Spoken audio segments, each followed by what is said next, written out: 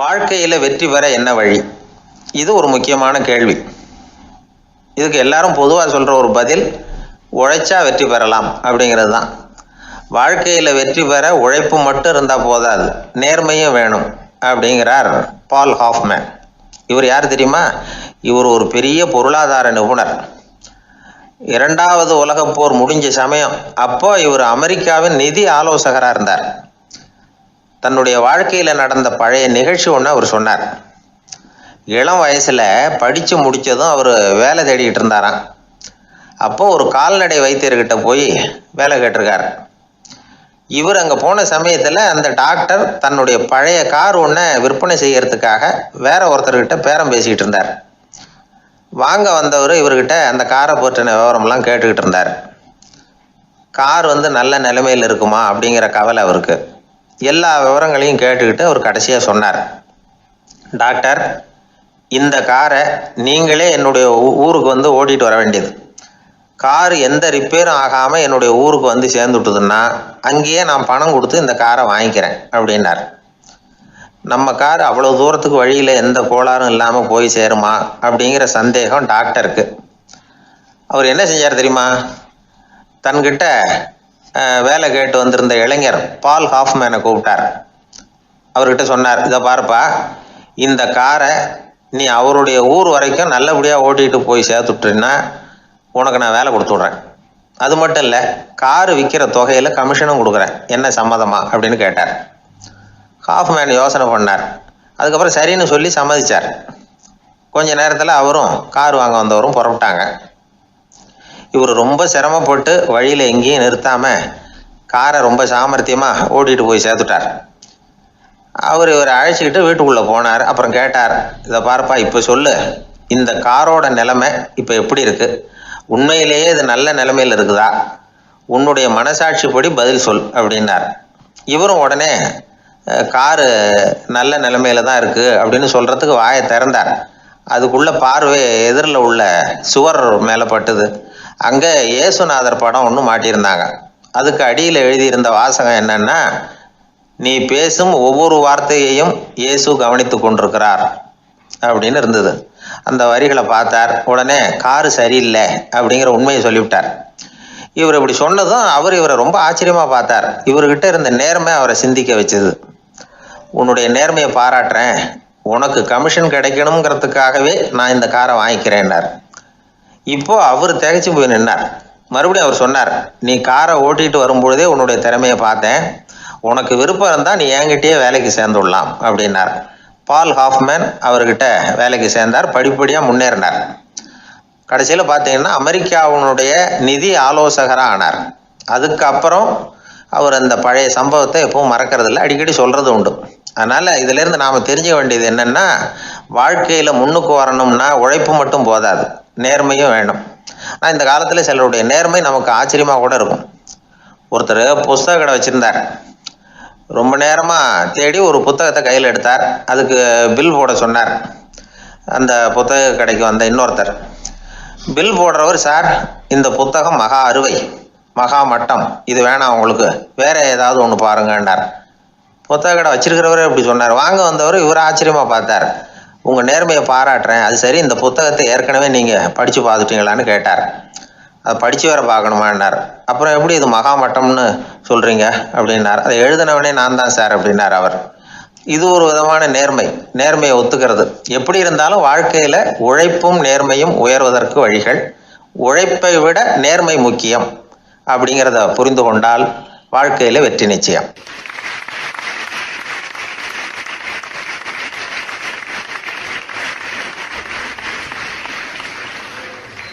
ஒரு பூங்கா, அங்கே ஒருத்தர் நின்றுட்டு இருக்கிறார்.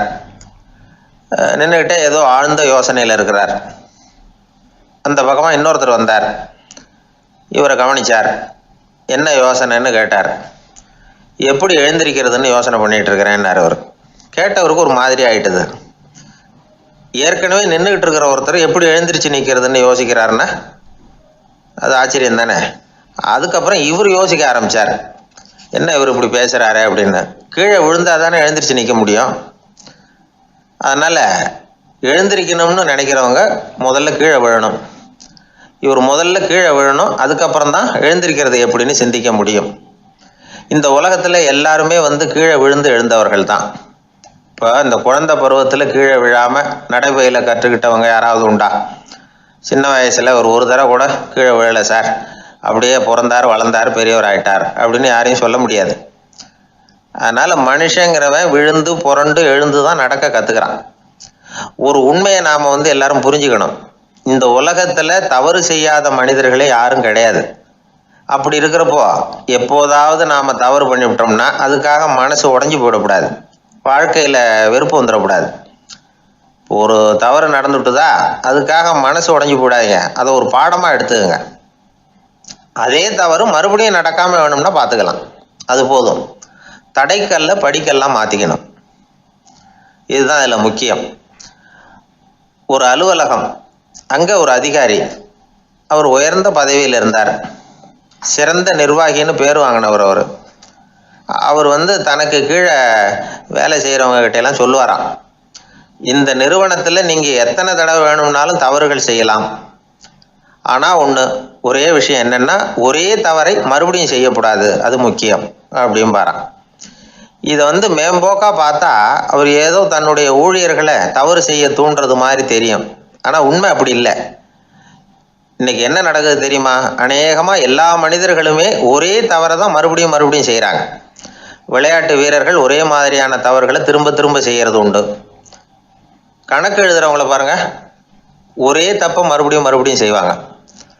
அலுவலகம் வருகிறவர்களை கவனிங்க, ஒரு நாள் தாமதமாக வந்தால் பரவாயில்ல, தினமும் தாமதமாக வருவாங்க. இது மாதிரி செய்த தவறையே திரும்ப திரும்ப செய்கிறதுக்கு என்ன காரணம் அப்படின்னா, சோம்பல், ஞாபக மறதி, கவனக்குறைவு, தன்னுடைய திறமை பேரில் அளவுக்கு மீறிய நம்பிக்கை, இப்படி இதில் ஏதாவது ஒரு காரணமாக இருக்கலாம் அப்படிங்கிறாங்க இது பற்றி ஆய்வு செய்கிற வல்லுநர்கள்.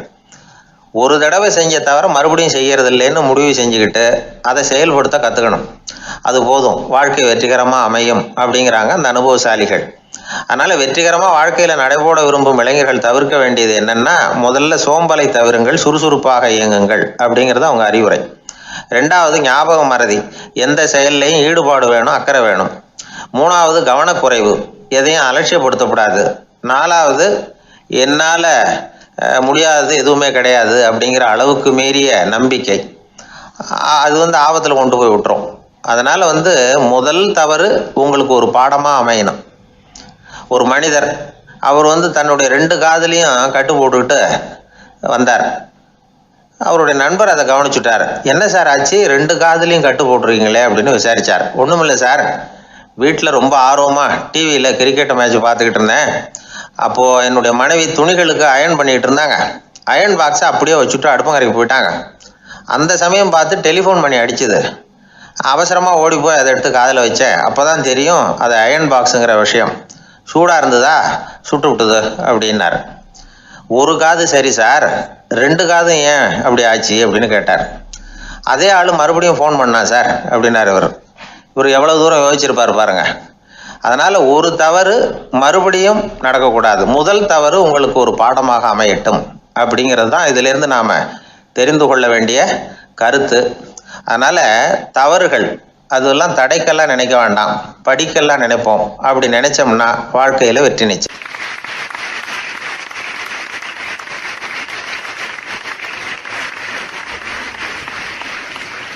ஒரே ஒரு ஊரில் ஒரு ராஜா இருந்தார், ரொம்ப நல்லவர். ஒரு நாள் அரண்மனையில் விசாரணை நடந்துக்கிட்டு இருக்குது. அதில் ஒரு வழக்கு. ஒரு விவசாயி புகார் கொடுக்குறார். என்ன புகார்னா, அவர் வயலில் ஆடுகள் மேய்ஞ்சி பயிரை அழிச்சுட்டுது. நிறைய உழைச்சி செலவு பண்ணி பயிரை உண்டாக்கி வச்சுருந்தேன், எல்லாம் போயிட்டுது. இனிமேல் நான் என்ன செய்யறது, நீங்கள் தான் சரியான தீர்ப்பு வழங்கணும் அப்படின்னார் அந்த விவசாயி. அந்த ஆடுகளுக்கு சொந்தக்காரர் யாருன்னு கண்டுபிடிச்சி அரண்மனைக்கு அழைச்சிட்டு வாங்கன்னு உத்தரவு போட்டார் ராஜா. சேவகர்கள் போனாங்க, ஆளை கண்டுபிடிச்சாங்க, கூப்பிட்டுக்கிட்டு அரண்மனைக்கு வந்துட்டாங்க. ராஜா விசாரணை பண்ணார். அப்புறம் விசாரித்து முடிச்சுவிட்டு தீர்ப்பு வழங்கினார். இந்த விவசாயி அடைந்திருக்கிற இழப்புக்கு ஈடாக உன்னுடைய ஆடுகளை அவங்ககிட்ட கொடுத்துட வேண்டியது அப்படின்னு சொல்லிவிட்டார். உன்கிட்ட இருக்கிற ஆடு பூரா அவன்கிட்ட கொடுத்துரு, அந்த ஆட்டுனால் ஏற்பட்ட இழப்பு சரியாக போகட்டும் அப்படின்னு தீர்ப்பு வழங்கிட்டார். அந்த மன்னருடைய மகன் இதை பார்த்துக்கிட்டே உட்காந்துருந்தான். இந்த தீர்ப்பை இன்னும் கூட சிறப்பாக வழங்கலாமே அப்படின்னு நினச்சான். அப்பாக்கிட்ட சொன்னான். உடனே அந்த அரசர், சரி நீயே இதுக்கு சரியான தீர்ப்பு சொல்லு அப்படின்னார். அந்த இளவரசன் தீர்ப்பு சொல்கிறான். அவன் சொன்ன தீர்ப்பு என்னன்னா, உங்ககிட்ட இருக்கிற ஆடுகள் எல்லாத்தையும் ஒரு வருஷ காலத்துக்கு அந்த விவசாயிகிட்ட ஒப்படைச்சிட வேண்டியது. அந்த ஒரு வருஷத்துக்குள்ள அந்த ஆடுகள் போடுற குட்டிகள், பால், எரு எல்லாம் விவசாயி எடுத்துக்க வேண்டியது. ஒரு வருஷத்துக்கு அப்புறம் உங்களுடைய ஆடுகளை நீங்களே திருப்பி வாங்கிக்க வேண்டியது. இதுதான் இளவரசன் சொன்ன தீர்ப்பு. இது சரியான தீர்ப்பு தான். இனிமேல் என்னுடைய அரச பொறுப்புகளை இளவரசர் வசம் ஒப்படைக்கிறேன் அப்படின்னு சொல்லி ஒப்படைச்சுட்டாராம். அதாவது தாவூத் நபி, சுலைமான் நபி இவர்களுடைய சரித்திரத்தில் இந்த சம்பவம் காணப்படுறதாக ஒரு நண்பர் சொன்னார். ஒரு தண்டனையை பெறுகிறவன் அதுக்கு பிறகு சமூகத்தில் நல்ல விதமாக வாழறதுக்கு வாய்ப்பு இருக்கிறது மாதிரி அமையணும் தீர்ப்பு. அதுக்கு இது ஒரு உதாரணம். சில தீர்ப்புகள் எப்படி அமைஞ்சு விடுதுன்னா, ஒரு தண்டனையை அனுபவித்து முடித்தவன் அதுக்கப்புறம் அவன் இந்த சமூகத்தில் நல்லவனாக வாழறதுக்கு நினச்சா கூட அதுக்கு தகுதி இல்லாதவன் அப்படிங்கிற அளவுக்கு சூழ்நிலை அமைஞ்சிருது. இது சிந்திக்க வேண்டிய ஒரு செய்தி. இன்னொரு ஊரில் ஒரு ராஜா இருந்தார். அவர் ஒரு நாள் ஒரு போட்டி வச்சார். என்ன போட்டின்னா, அரண்மனை வாசலில் ஒரு பெரிய நீச்சல் குளம், அதில் நிறைய விஷப்பாம்புகள். எந்த இளைஞன் துணிச்சலாக அதில் நீச்சல் குளத்தில் குதித்து நீந்தி கரையேறி வர்றானோ அவனுக்கு 100 ஏக்கர் நிலம் பரிசாக வழங்கப்படும். அது வேணாம்னா 1000 ஆடுகள் பரிசாக வழங்கப்படும். அதுவும் வேணான்னா என்னுடைய மகளை கல்யாணம் பண்ணிக்கலாம். இதுதான் மன்னருடைய அறிவிப்பு. பரிசுலாம் நல்லா தான் இருக்குது. இருந்தாலும் பாம்புகள் உள்ள குளம்ங்கிறது நல்லா இல்லையே. அதனால் யாரும் அதில் குதித்து நீஞ்சறதுக்கு முன் வரல. இருந்தாலும் திடீர்னு ஒரு இளைஞன் அந்த நீச்சல் குளத்தில் குதிச்சான். நீந்தினா ஒரு வழியாக கரையேறி வந்துட்டான். மன்னருக்கு ரொம்ப மகிழ்ச்சி. நீ தான் தைரியமான இளைஞன், வா இப்படின்னு கூப்பிட்டார். கிட்ட வந்தான். அந்த இளைஞன் தண்ணீர் சொட்ட சொட்ட நிற்கிறான். சரி, உனக்கு 100 ஏக்கர் நிலம் வேணுமான்னு கேட்குறார். வேண்டாங்கிறான். சரி, அப்படின்னா 1000 ஆடுகள் வேணுமான்னு கேட்குறார். அதுவும் வேணாங்கிறான். ஓ, அப்படின்னா என் பொண்ணை கல்யாணம் பண்ணிக்கிறியா அப்படின்னு கேட்குறாரு. அதுவும் வேணாங்கிறான். ராஜாவுக்கு ஒன்றும் புரியல. அப்படின்னா உனக்கு என்னதான் வேணும் அப்படிங்கிறார். என்னை பிடிச்சி இந்த குளத்துல தள்ளி விட்டவன் யாருங்கிறது எனக்கு தெரியணும் அப்படின்னா.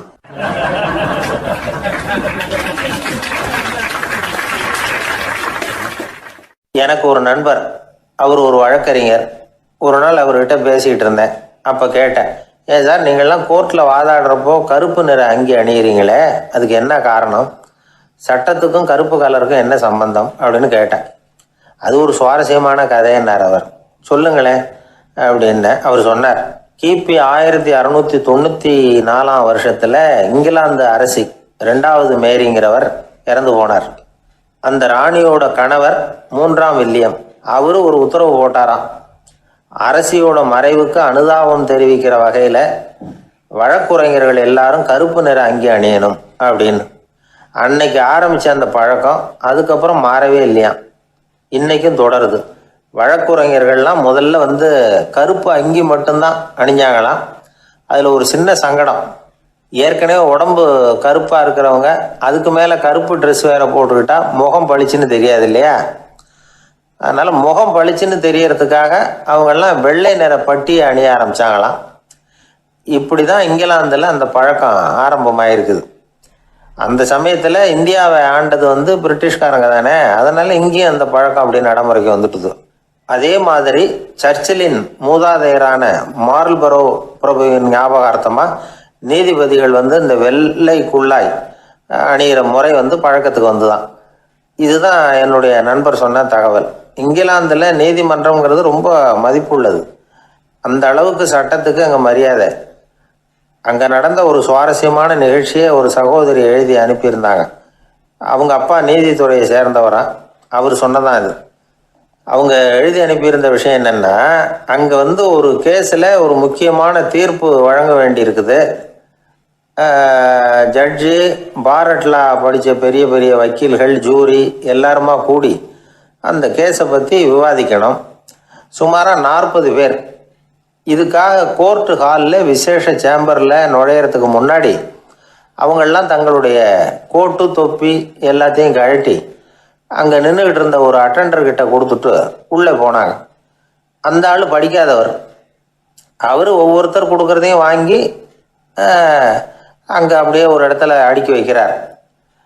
அப்படியே வாங்கி உள்ளே வச்சுக்கிட்டு இருக்கிறார் ஒவ்வொரு இடத்துல. அது அவரோட வேலை.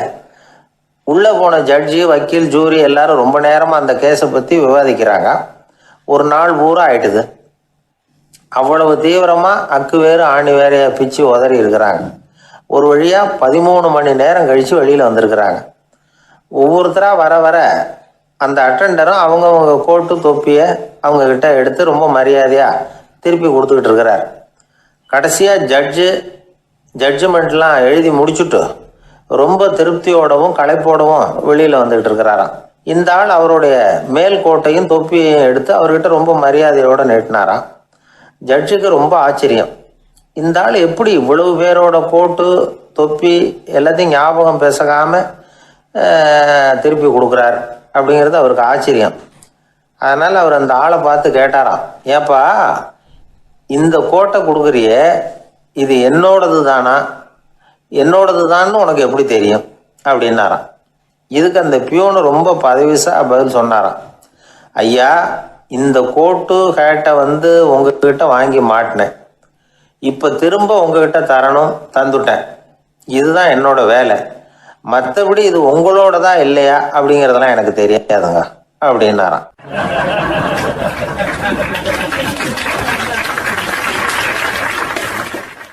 அன்பா இருக்கணும்னு அநேக பெரியவங்க சொல்லியிருக்கிறாங்க. நாமளும் அதை கேட்டுட்டு அன்பு காட்டுறதுக்கு தயாராக தான் இருக்கிறோம். அதை வாங்கிறதுக்கு தான் ஆளை காணும்.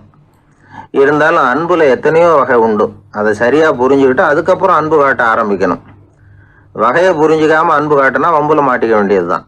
அன்புன்னா சாதாரணமாக நினைச்சு விடாதீங்க. அதில் எவ்வளவு விதம் தெரியுமா? இரக்கம், கருணை, காருண்யம், பந்துத்துவம், பட்சம், பாசம், நேசம், விசுவாசம், அபிமானம், காதல், பக்தி, இப்படி பல விதமாக அதை பற்றி சொல்லி வச்சிருக்கிறாங்க பெரியவங்க. இந்த வார்த்தைகள்லாம் நாம் கேள்விப்பட்டது தான். இருந்தாலும் அதுகளுக்குள்ள என்ன வித்தியாசம்னு கேட்டால் சரியாக சொல்ல தெரியாது. அதனால் இந்த வார்த்தைகளுக்கெல்லாம் பெரியவங்க என்ன விளக்கம் சொல்கிறாங்கன்னு இப்போ பார்க்கலாம். எளியவர்கள் மேலே செலுத்துகிற அன்பு இருக்கு பாருங்க, அதுக்கு இரக்கம்னு பேர். அறிவு பலம், சரீர பலம், இது ரெண்டும் இல்லாதவங்க மேலே, அதாவது வலிமையற்றவர்கள் மேலே செலுத்துகிற அன்பு இருக்கு பாருங்க, அதுதான் கருணை. எறும்புலேருந்து யானை வரைக்கும் சகல ஜீவராசிகள் மேலேயும் காட்டுற அன்புக்கு காருண்யம்னு பேர், ஜீவகாருண்யம். சிவி சக்கரவர்த்தி காட்டின அன்பு இந்த ரகம். உறவினர்கள், சொந்தக்காரங்க, அவங்க வசதியா இருந்தாலும் வறுமையில் இருந்தாலும் வித்தியாசம் இல்லாம காட்டுற அன்பு இருக்கு பாருங்க, அதுக்கு பேரு பந்துத்துவம். ஒரு எஜமானன் வேலையாள்கிட்ட காட்டுற அன்பு இருக்கு பாருங்க, அதுக்கு பேரு தான் பட்சம். அவனும் தன்னை மாதிரி மனுஷன்தாங்கிற நினைப்பு வேணும். ஒரு தாய் தன்னுடைய குழந்தை மேல, ஒரு குழந்தை தன்னுடைய தாய் மேல செலுத்துற அன்புக்கு பாசம்னு பேரு. ஈருடல் ஓர் உயிர்னு நினைக்கிறது இது. ராமரும் கௌசலையும் இதுக்கு உதாரணம். தம்மை ஒத்த நண்பர்கள் கிட்ட செலுத்துற அன்புக்கு நேசம்னு பேரு. வயசு, செல்வம், அந்தஸ்து இந்த வித்தியாசமெல்லாம் பார்க்காம அவங்க சுக துக்கத்துல சமபங்கு எடுத்துக்கிறது இது. கிருஷ்ணன் குசேலர்கிட்ட காட்டினது இந்த ரகம். வேலை செய்யறவன் முதலாளி கிட்ட காட்டுற அன்புக்கு விசுவாசம்னு பேரு. தேசத்து மேலையும் தாய்மொழி பேர்லையும் செலுத்துற அன்புக்கு அபிமானம்னு பேரு. தேசாபிமானம்னு சொல்றமே இதுதான். ஒரு கணவன் மனைவி பேர்ல காட்டுற அன்புக்கு காதல்னு பேரு.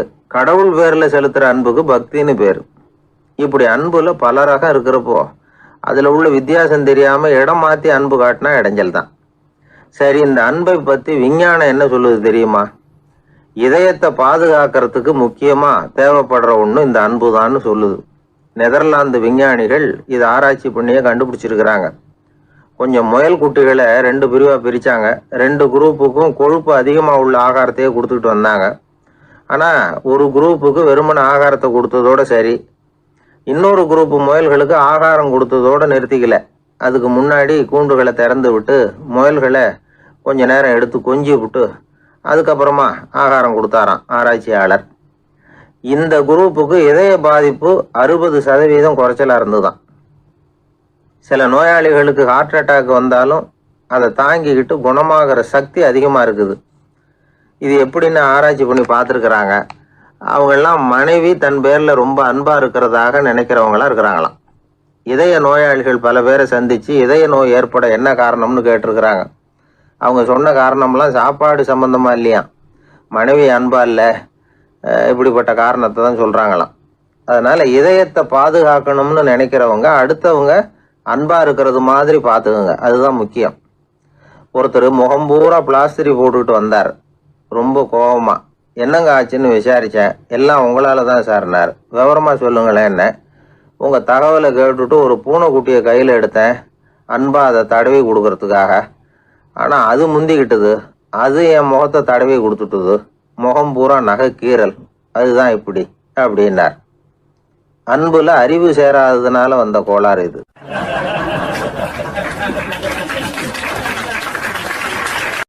ஒரு தடவை கலைவாணர் NS கிருஷ்ணன் பேராசிரியர் கல்கியை சந்திச்சு பேசிக்கிட்டு இருந்தாராம். கலைவாணர் கல்கியை பார்த்து, எனக்கு கதை எழுத ஆசையா இருக்கு, எப்படி எழுதுறதுன்னு கேட்டாராம். கதை எழுதுறதுக்கு 4 மை வேணும்னாராம் கல்கி. அப்படியா, அப்படின்னா என்னென்ன கலர் மை அப்படின்னு கேட்டிருக்காரு கலைவாணர் சிரிச்சுக்கிட்டே. நான் சொன்னது கலர் மை இல்லை, அது வேற மை.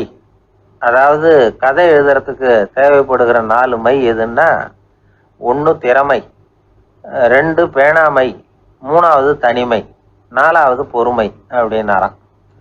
உடனே கலைவாணர், உங்கள் யோசனை அருமை அப்படின்னாராம். அதுதான் கலைவாணர். பொதுவாக எழுத்தாளர்கள் எழுதுகிற மாதிரி நடந்துக்கிறது இல்லை. ஆனால் கலைவாணர் என்ன சொல்லுவாரோ அதே மாதிரி நடந்துக்குவார்.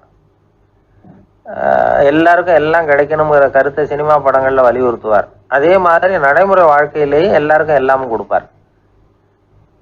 பணம், பதவி, புகழ் இப்படி எதுவுமே இல்லாத ஒரு சாதாரண மனுஷனாக இருந்தால் கூட இவர் மனுஷனுக்கு கொடுக்குற மரியாதையில் கொஞ்சமும் குறைச்சல் இருக்காது. இந்த குணம் சாதாரணமாக எல்லாருக்கும் இருக்கிறது இல்லை.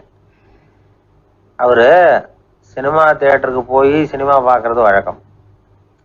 அவர் வந்திருக்கிறாருங்கிறது தெரிஞ்சால் போதும், வெளியில் பிச்சைக்காரங்க வந்து கூடிடுவாங்க. இது அவருக்கு தெரியும்.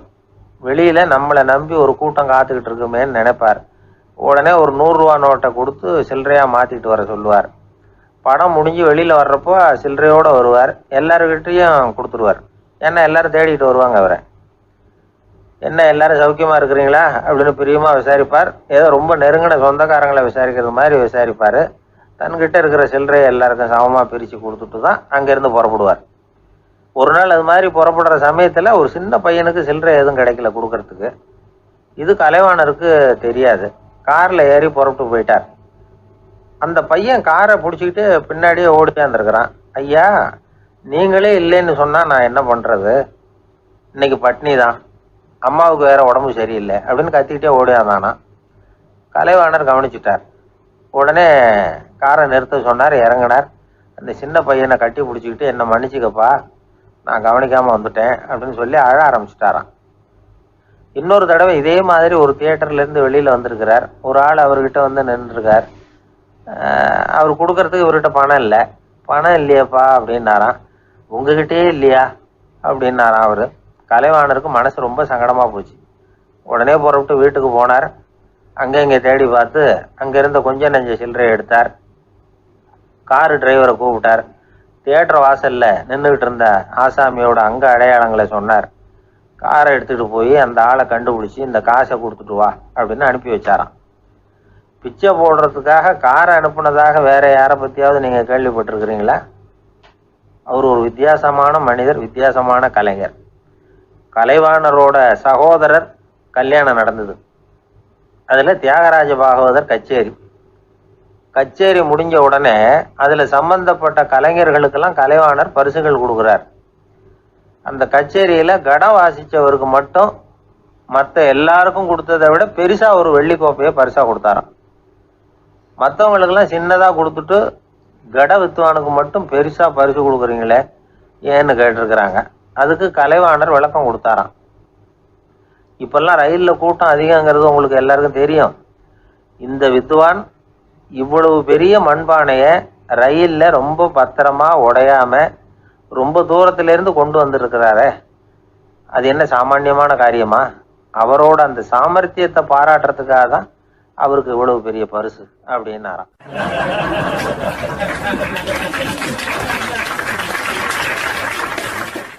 ஊர்ல ஒரு ஞானி இருந்தார். ஒரு நாள் அவரை தேடிட்டு ஒருத்தர் வந்தார். வந்தவர் ஞானியை பார்த்து ஒரு கேள்வி கேட்டார். ஐயா, உங்களுடைய சாதனை என்ன? இதுதான் அவர் கேட்ட கேள்வி. இதை கேட்டதும் அந்த ஞானி நிமிர்ந்து இவரை பார்த்தார். அப்புறம் சொன்னார், அது ஒன்றும் பெரிய விஷயம் இல்லை, அது ரொம்ப எளிமையான ஒன்று. எப்போ எனக்கு பசிக்குதோ அப்போ நான் சாப்பிட்ருவேன். எப்போ எனக்கு தூக்கம் வருதோ அப்போ நான் தூங்கிடுவேன், அவ்வளவுதான் அப்படின்னாரு. கேள்வி கேட்டவர் ஒரு மாதிரி ஆயிட்டார். ஐயா, இதே தானே நாங்களும் செய்கிறோம், இதுல என்ன அதிசயம் இருக்கு அப்படின்னார். இப்போ அந்த ஞானி சொன்னாராம், இங்கே தான் நீங்கள் தப்பு பண்ணுறீங்க அப்படின்னாராம். அப்படியான்னாரு இவர். ஆமாம் அப்படின்னாராம். நீங்கள் செய்கிற தவறு எனக்கு புரியுது. ஏன்னா நான் உங்களை மாதிரி நான் வாழ்ந்து பார்த்துருக்குறேன். அதனால என்னுடைய அனுபவத்தில் உங்களுக்கும் எனக்கும் உள்ள வித்தியாசத்தை உணர முடியுதுன்னாரா. என்ன சொல்றீங்க, எனக்கு ஒன்றும் புரியலையேன்னாரா இவர். இதை பாருங்க, சாப்பிட்றதுங்கிறது நாம 2 பேருக்கும் பொதுவான ஒரு காரியம்தான். ஆனா நீங்க சாப்பிட்றதுக்கும் நான் சாப்பிட்றதுக்கும் வித்தியாசம் இருக்கு அப்படின்னாராம். என்ன வித்தியாசம்னு கேட்டிருக்கார். நீங்க பசி இல்லாத பொழுது சாப்பிட்றீங்க, இப்போ சாப்பிட்ற நேரம் வந்துட்டுது அப்படிங்கிறதுக்காக சாப்பிட்றீங்க. சாப்பாடு ருசியா இருக்கு அப்படிங்கிறதுக்காக சாப்பிட்றீங்க. எது தேவைங்கிறது தெரியாம சாப்பிட்றீங்க. அது மாதிரி தூக்கமும் உங்களுக்கு ஒரு பழக்கமா போட்டுது. இப்போ இது தேவையா இல்லையா அப்படிங்கிறத பத்தி நீங்க யோசிச்சு பாக்குறது இல்ல. சாப்பிடும் பொழுது 1000 வேலைகளை மனசுல நினைச்சுக்கிட்டு இருப்பீங்க. அதனால அது சாப்பிடுதலா இருக்காது. அதே மாதிரி நீங்க தூங்கும் பொழுதும் அது தூங்குதலா இருக்காது. ஏகப்பட்ட கனவுகள் வரும். உங்க மனசு மேலும் மேலும் கனவுகளை உருவாக்கி கொண்டே இருக்கும். அதனால எனக்குள்ள நடக்கிறது வேற மாதிரி, நீங்க நினைக்கிறது மாதிரி இல்ல. எனக்குள்ள நடக்கிறது எப்படின்னா, நீங்க செய்யறது மாதிரி இல்ல. தூக்க உணர்வு வந்த உடனே தூங்குதல் மட்டுமே நடைபெறும். அதுதான் என்கிட்ட நடக்கிறது அப்படின்னாராம் அந்த ஞானி. இப்ப வித்தியாசம் புரியுதா? அந்த ஞானி சாப்பிடுறத அனுபவிக்கிறார், அது எக்ஸ்பீரியன்ஸ். நாம அப்படி இல்லை, மனம் போன போக்குல சாப்பிடுறோம். இது இன்டெலிஜிங். இது ரெண்டுலேயும் செயல்ல வேறுபாடு இல்லை, விழிப்புணர்வுல தான் வேறுபாடு இருக்கு.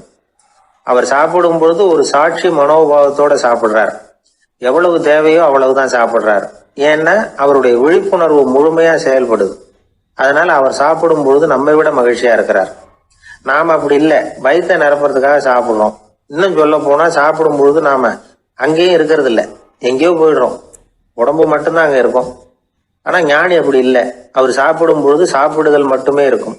எந்த ஒரு செயலையும் விழிப்புணர்வோட செய்யலாம், மனம் போன போக்கிலையும் செய்யலாம். விழிப்புடன் செய்யறப்போ செய்யும் செயல் நம்ம அனுபவமாகிறது, அவ்வளவுதான். இதெல்லாம் பெரிய தத்துவம் மாதிரி தெரியும். இருந்தாலும் நாம புரிஞ்சுக்க வேண்டியது என்னன்னா, எந்த காரியத்தை செஞ்சாலும் அதுல முழு ஈடுபாடு வேணுங்கிறது முக்கியம். அந்த அளவுக்கு முதல்ல நம்மளை மாத்திக்கிட்டா போதும். ஆனா நம்ம ஆளுங்க அந்த அளவுக்கு இருக்கிறது இல்ல, எல்லாமே அரைகுறை தான். கேட்டா ஞாபகம் மருதி. ஒருத்தன் என்ன பண்ணானா, விமான டிக்கெட் வாங்கிக்கிட்டு ரயில்வே ஸ்டேஷனுக்கு வந்துட்டான். அப்புறம் தான் புரிஞ்சுது தவறுதெல்லாம் இங்க வந்துட்டோங்கிறது. உடனே அவசரமா விமான நிலையத்தை நோக்கி ஓடி இருக்கிறான். அங்க போய் கவுண்டர்ல கேட்டிருக்கான், மேடம் நான் தவறுதெல்லாம் ரயில்வே ஸ்டேஷனுக்கு போயிட்டேன், இப்ப விமானத்தையும் தவற விட்டுட்டேன், அடுத்த பிளைட்ல எனக்கு இதை மாத்தி தர முடியுமான்னு கேட்டிருக்கான். முடியாதுன்னாங்களாம் அந்த அம்மா. ஏன்னு கேட்டானா, ஏன்னா இப்ப நீங்க வந்திருக்கிறது பஸ் ஸ்டாண்டு அப்படின்னாங்களாம்.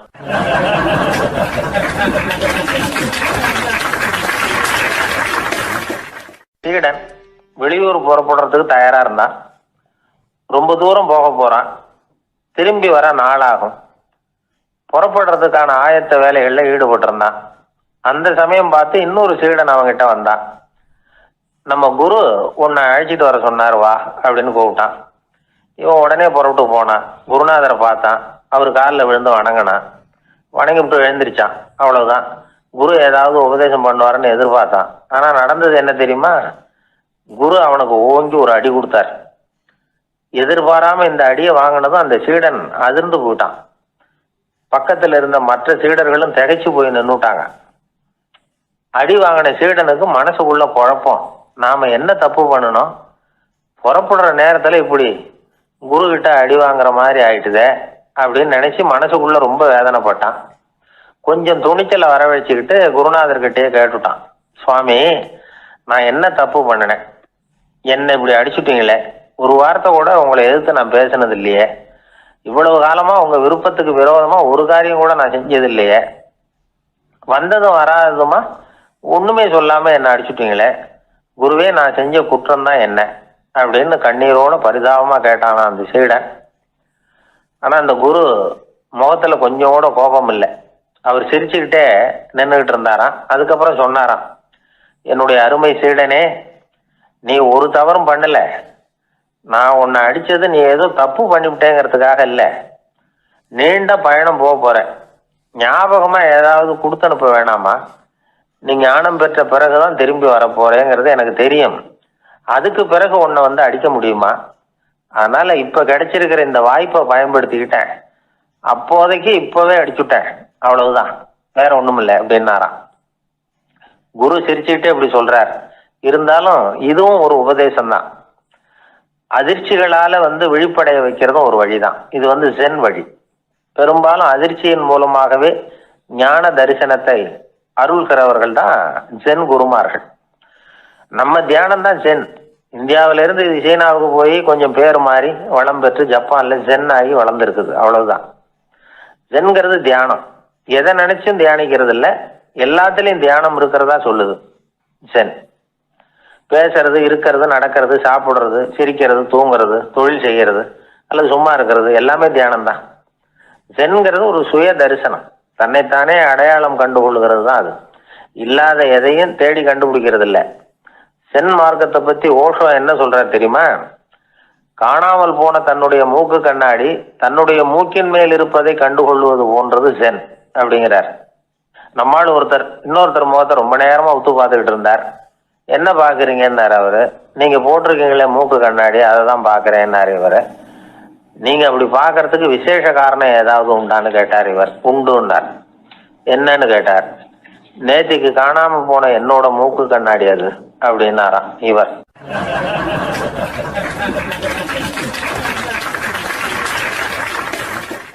மனிதர்கள்ல சில பேர் ரொம்ப வித்தியாசமா நடந்துக்குவாங்க. மற்றவங்களுக்கு அது ரொம்ப ஆச்சரியமா கூட இருக்கும். அந்த ஆள் ஒரு மாதிரி பார்த்து நடந்துக்கோ அப்படின்னு கூட சொல்றது உண்டு. இவங்களை பார்த்து நாம பித்து குளியும்போம். உளவியல் இவங்களை வந்து எக்ஸென்ட்ரிக்ஸ் அப்படின்னு சொல்லுது. இவங்களை வந்து மனநோயாளிகள்னு தவறா புரிஞ்சுக்க கூடாது. அவங்க வேற இவங்க வேற. எக்ஸென்ட்ரிக்ஸ் பற்றின சில விவரங்கள் ஒரு புத்தகத்தில் இருக்கு. அதாவது ஸ்காட்லாந்தில் ஒரு உளவியல் மருத்துவர் அதை எழுதியிருக்கிறார். அவர் பேர் டாக்டர் டேவிட் வீக்ஸ். அவருக்கு ஒரு உதவியாளர் இருந்தாராம். அவர் பேர் கேட் வுட். இவங்க 2 பேரும் சேர்ந்து இங்கிலாந்து பூரா சுற்றி பார்த்துருக்காங்க. 3 வருஷம் சுற்றினாங்களாம். நான் சொன்னது மாதிரி ஒரு மாதிரியாக இருக்கிற ஆசாமிகள் பல பேரை சந்தித்து பேசி அவங்கள பற்றி ஆய்வுலாம் நடத்தியிருக்கிறாங்க. அப்படி நடத்தி அதை ஒரு புஸ்தகமாக எழுதியிருக்கிறாங்க. நிறைய பேசி பார்த்துட்டு அவங்க சொல்லியிருக்கிறத கேட்டால் ரொம்ப ஆச்சரியமாக இருக்குது. நாம் இவங்களை பார்த்து பித்துக்குழிங்கிறோம், எக்ஸென்ட்ரிக்ஸ் அப்படின்னு சொல்கிறோம், கிண்டல் கூட பண்ணுறோம். ஆனால் அவங்களோட அறிவு வந்து ரொம்ப தெளிவானதான். இந்த ஆராய்ச்சியாளர்கள் சொல்கிறாங்க. அவங்க உடல் நலமும் ரொம்ப நல்லா இருக்குதான், உடம்புலையும் எந்த கோளாறும் இல்லையா. அவங்களுக்கு மகிழ்ச்சியும் அதிகமாக, ஆயுளும் அதிகமாக. அவங்களில் பல பேர் என்ன சொல்கிறாங்கன்னா, நீங்கள் நினைக்கிறது மாதிரி இல்லை நாங்கள், ஆனால் நாங்கள் மற்றவங்கள்லேருந்து வேறுபட்ட தன்மை உள்ளவங்க அப்படிங்கிறத ஒத்துக்கிறாங்களாம். இந்த உலகம் பிறந்ததுலேருந்தே இப்படிப்பட்ட வித்தியாசமான ஆசாமிகளும் பிறந்திருக்கிறாங்க. சரி, அப்படிப்பட்டவங்க எப்படி இருப்பாங்க? இப்போ ஒரு மகாராஜா தன்னோட நாய்க்கு லட்சக்கணக்கில் பணம் செலவு பண்ணி கல்யாணம் பண்ணி வச்சிருக்கிறார். ஒரு கோடீஸ்வரர் தான் வளர்த்துக்கிட்டு இருந்த பூனைகளுக்கு தன்னோட சொத்து பூராவும் எழுதி வச்சிருக்கிறார். இது மாதிரி ஒருத்தர் 2 பேர் இல்லை, நிறைய பேர் உண்டு. சில பேர் எப்படி தெரியுமா? அவங்களுக்கு வசதியில் எந்த குறையும் இருக்காது. வீடு, காரு, பணம் எல்லாம் தாராளமாக இருக்கும். அப்படி இருந்தாலும் அவங்கக்கிட்ட ஒரு பழக்கம் இருக்கும். யாராவது ஒரு நண்பர் வீட்டு விசேஷத்துக்கு போயிருப்பார், இல்லைன்னா ஒரு கடைக்கு போயிருப்பார். அவங்க ரொம்பவும் மரியாதையாக வரவேற்று எல்லாம் பண்ணிகிட்டு இருப்பாங்க. ஆனால் இவர் அவங்களுக்கு தெரியாமல் ஏதாவது ஒரு பொருளை திருடி பாக்கெட்டில் போட்டுட்டு வந்துடுவார். அப்படி வந்தால் தான் இவருக்கு திருப்தி. பல பேர் அவங்க வளர்த்த பிராணிகளுக்கு பளிங்கு கல்லால் சமாதி கட்டி வச்சிருக்கிறாங்க. இப்படிலாம் பண்ணுறாங்க. பல பேர் அவங்களுக்கு பிடித்தமான ஒருத்தர் எப்படியோ அதே மாதிரி தலைமுடி, தாடி வச்சுக்கிறது, உடை உடுத்திக்கிறது, மலை குகையில் போய் குடியிருக்கிறது, இப்படி எவ்வளவோ வினோதமான நடவடிக்கைகள். இவங்களெல்லாம் ஆய்வு பண்ணின டாக்டர் வீக்ஸ் என்ன சொல்கிறாரு தெரியுமா? பொதுவாக இவங்க உயர்ந்த புத்திசாலிகளாக இருக்கிறாங்க. ஒருமைப்பட்ட மனம், கருமையுமே கண்ணான பண்பு, தனிமையை நாடுற மனப்பான்மை எல்லாம் இவங்களுக்கு உண்டு. அவங்களில் பல பேர் அவங்க பெற்றோருக்கு முதல் குழந்தை அல்லது ஒரே குழந்தை, இப்படி தான் இருக்கிறாங்க. இது மாதிரியானவங்க பெண்கள் 1 பங்குன்னா ஆண்கள் 2 பங்கு. இவங்கெல்லாம் ஆக்கப்பூர்வமான செயல் செய்கிறாங்க. அப்படிப்பட்டவங்களாக தான் இருக்கிறாங்க. அடுத்தவங்க கிட்ட அன்பு காட்டுறவங்களா இருக்கிறாங்க, உற்சாகம் ஊட்டுறவங்களா இருக்கிறாங்க. அவங்களுடைய ஆக்கப்பூர்வமான பணிகளுக்கு ஊக்கம் கொடுத்தா அவங்க மன சந்தோஷமும் உடல் நலமும் பெருகும், ஆயுளும் கூடும். இதெல்லாம் அந்த டாக்டருடைய கண்டுபிடிப்பு. பித்துக்குழித்தனத்துக்கும் மனநோய்க்கும் வித்தியாசம் உண்டுங்கிறத சொல்றது தான் இந்த தகவல். அதனால ரெண்டும் ஒன்றுன்னு நினச்சிடக்கூடாது. ஒரு நண்பன் ஒருத்தனை பற்றி சொல்கிறோம். அவன் எந்த வகைன்னு நீங்களே முடிவு பண்ணுங்களேன். அவன் ஒரு கல்யாண வீட்டுக்கு போய் சாப்பிட்டுட்டு வெளியில் வந்தோம். அவன் கூட வெளியில் வந்த உடனே ரொம்ப நேரமாக தன்னோட செருப்பை தேடிக்கிட்டு இருந்தான். என்னப்பா இன்னுமா உன் செருப்பு கிடைக்கல அப்படின்னு கேட்டோம். இல்லை என்னது முன்னாடியே கிடைச்சுட்டுது, அதை விட நல்லதா ஏதாவது கிடைக்குமான்னு பார்க்குறேன் அப்படின்னா அவன்.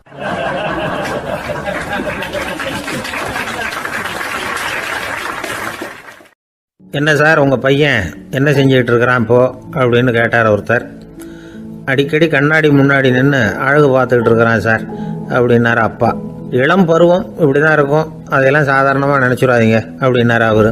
என்ன சார் சொல்கிறீங்க, கண்ணாடி முன்னாடி நின்றுக்கிட்டு நேரத்தை வீணாக்கிக்கிட்டு இருக்கான், அதை ஒரு பெரிய விஷயமா நான் நினைக்கணுமா அப்படின்னாரு இவர். இளம் பருவத்தில் இளைஞர்களுக்கும் சின்ன பொண்ணுங்களுக்கும் அடிக்கடி கண்ணாடியில் பார்க்கணும்னு தோணும். அது வெறுமனே அழகு பார்க்கறது மட்டும் இல்லை, அவங்க தங்களையே தேடி கண்டுபிடிக்கிற ஒரு முயற்சி அது. இது ஒரு மனோதத்துவ விளைவு. இது வரைக்கும் சின்ன பிள்ளையா இருந்துட்டோம், இனிமேல் நாமளும் மற்றவங்க மாதிரி மனிதர்கள் தான் அப்படிங்கிற உணர்வு அவங்களுக்கு வருது. தங்களோட முகம் எப்படி இருக்குது, அழகு எப்படி இருக்குது, உடம்பு நேரம் எப்படி இருக்குது, முடி எப்படி இருக்குது அப்படிங்கிறதையெல்லாம் கண்டுபிடிக்கிறாங்க. அதுக்கப்புறம் இன்னொரு ஆணோ பொண்ணோ தன்னை கவனிக்கணும் அப்படின்னு நினைக்கிறாங்க. இதெல்லாம் மனோதத்துவ உண்மைகள், இதெல்லாம் இயற்கை. இதை பார்த்துட்டு பெற்றவங்க பிள்ளைங்க கெட்டு போட்டாங்க அப்படின்னு நினைக்கக்கூடாது, அவங்கள திட்டிகிட்டே இருக்கக்கூடாது. இன்றைக்கி பல குடும்பங்களில் இதுதான் நடந்துக்கிட்டு இருக்குது. மனுஷ வாழ்க்கையிலேயே இப்படியும் இல்லாத அப்படியும் இல்லாத ஒரு பருவம் இளம் பருவம். 13லேருந்து 19 வயசுக்கு உட்பட்ட ஆண்கள் பெண்கள் இந்த வகையை சேர்ந்தவங்க, டீனேஜ் குரூப். இவங்களை சின்னவங்கன்னு நினச்சிட முடியாது, பெரியவங்கன்னு நினச்சிட முடியாது. இவங்க ரொம்ப சென்சிட்டிவ். சமூகம் நினச்சா இவங்களை நல்லவங்களாகவும் ஆக்கலாம், கெட்டவங்களாகவும் ஆக்கலாம். கொஞ்சம் அக்கறை எடுத்துக்கிட்டால் பெரிய பெரிய மேதைகளையும் விஞ்ஞானிகளையும் உருவாக்கலாம். ஆனால் நடக்கிறது என்ன தெரியுமா, அநேகமாக இவங்களை யாருமே சரியாக புரிஞ்சுக்கிறது இல்லை, இவங்களை சரியாக நடத்துறதும் இல்லை. இது வரைக்கும் நாம் சொல்கிறத கேட்டுக்கிட்டு இருந்தான், இப்போல்லாம் அவன் இஷ்டத்துக்கு நடக்க ஆரம்பிச்சுட்டான் அப்படின்னு வருத்தப்படுற பெற்றோர்கள் அதிகம். இது வருத்தப்படுற விஷயம் இல்லை, சந்தோஷப்பட வேண்டிய விஷயம். உங்கள் புள்ள சொந்தமாக யோசிக்க ஆரம்பிக்கிறதும் நடந்துக்க ஆரம்பிக்கிறதும் ஒரு தப்பான விஷயமா? அவன் கடைசி வரைக்கும் உங்கள் பேச்சையே கேட்டுக்கிட்டு இருக்கணுங்கிறது என்ன நியாயம்? இன்றைக்கி இளைஞர்களை பெரியவங்க தப்பாக புரிஞ்சுக்கிட்டு தவறாக நடத்துறதுனால தான் அவங்களுக்கு வெறுப்பு, எரிச்சல், மனக்கசப்பு எல்லாம் உண்டாகுது. பெற்றவங்க சரியாக மதிக்கிறது இல்லை அப்படிங்கிற ஒரே காரணத்தினாலேயே வீணாக போகிற பிள்ளைங்க இன்றைக்கி அதிகம். சரி, பெற்றவங்களுக்கு இன்றைக்கி என்ன தான் புத்தி சொல்ல வர்றீங்க அப்படின்னு கேட்குறீங்களா? நாம் எதையும் சொல்ல வரல, ஆனால் அது சம்பந்தமான சில நிபுணர்கள் சொல்லியிருக்கிறத உங்கள் காதில் போட்டு வைக்கலாம். அது என்னென்னா, பிள்ளைங்க கிட்ட அன்பு செலுத்துங்க. குழந்தையா இருந்தப்போ எவ்வளவு பாசமாக இருந்தீங்க, வளர வளர அதை ஏன் குறைச்சிக்கிறீங்க? பெற்றவங்களின் அன்பான வார்த்தைகளுக்கு ஏங்குறவங்க தான் இன்றைய இளைஞர்கள். அவங்க எதை சொன்னாலும் அதை அக்கறையாக காது கொடுத்து கேளுங்க, அலட்சியப்படுத்தாதீங்க. அவங்க விரும்புறது உங்ககிட்ட இருந்து ஒரு மதிப்பு, மரியாதை, அங்கீகாரம், இவ்வளவுதான். அவங்க அவங்களாவே முடிவுகள் எடுக்கட்டும், அதுக்கு நீங்கள் உதவியாக இருங்க, அது போதும். மற்றவங்க முன்னாடி, முக்கியமாக அவங்க நண்பர்கள் முன்னாடி அவங்கள பற்றி மட்டமாக பேசாதீங்க. அவங்கக்கிட்ட பொய் சொல்லக்கூடாது. நீங்கள் சொன்னது பொய்ன்னு தெரிஞ்சு போச்சுன்னா உங்கள் பேரில் அவங்களுக்கு இருக்கிற மதிப்பு போயிடும், நம்பிக்கை போயிடும். அவங்களுக்கு முன்னாடி நீங்கள் சண்டை போடக்கூடாது. உங்கள் பிள்ளைய எப்பவும் இன்னொரு பிள்ளையோட ஒப்பிட்டு பேசுகிற வேலையே வேணாம். கூட பிறந்த மற்றவங்களோட கூட ஒப்பிடக்கூடாது. இப்படி செஞ்சால் அவன் உங்ககிட்டையும் பிரியமாக இருக்க மாட்டான், அவங்ககிட்டையும் பிரியமாக இருக்க மாட்டான். புள்ள எங்கே போகிறான், என்ன பண்ணுறான் அப்படின்னுலாம் துப்பறிஞ்சிக்கிட்டு இருக்கக்கூடாது. இளைஞர்கள் தனிமையை விரும்புகிறவங்க. அவங்கள பெட்டியில் வச்சு மூடி பாதுகாக்கணும்னு நினைக்கக்கூடாது. அவங்கள எப்படி பாதுகாக்கிறது அப்படிங்கிறது அவங்களுக்கே தெரியும். உங்கள் புள்ள எப்படி நடந்துக்கணும்னு நீங்கள் எதிர்பார்க்குறீங்களோ அது மாதிரி நீங்கள் நடந்து காட்டுங்க, அது போதும். ஒரு வீட்டில் அப்பாவும் அம்மாவும் பேசிக்கிட்டு இருக்கிறாங்க. என்னங்க, நம்ம பொண்ணு பெரியவளாயிட்டா, அடிக்கடி கண்ணாடி முன்னாடி போய் நின்றுக்கிட்டு இருக்கிறா, சீக்கிரமாக ஒரு பையனை பார்த்து கல்யாணத்தை முடிக்காமல் இப்படி மசன்னு கல் மாதிரி உட்காந்துருக்குறீங்களே அப்படின்னு சத்தம் போட்டாங்க அந்த அம்மா. அவசரப்படாத, பார்க்கறதுக்கு கண்ணுக்கு அழகாக லட்சணமாக புத்திசாலியாக ஒரு பையன் கிடைக்க வேணாமா, அதுதான் பார்த்துக்கிட்டு இருக்கிறேன் அப்படின்னார் அப்பா. இதுக்கு அந்த அம்மா சொல்கிறாங்க, எங்கள் அப்பா இப்படியெல்லாம் நினச்சிக்கிட்டு இருந்திருந்தா எனக்கு கல்யாணமே ஆயிருக்காது தெரியுமா அப்படின்னாங்களாம்.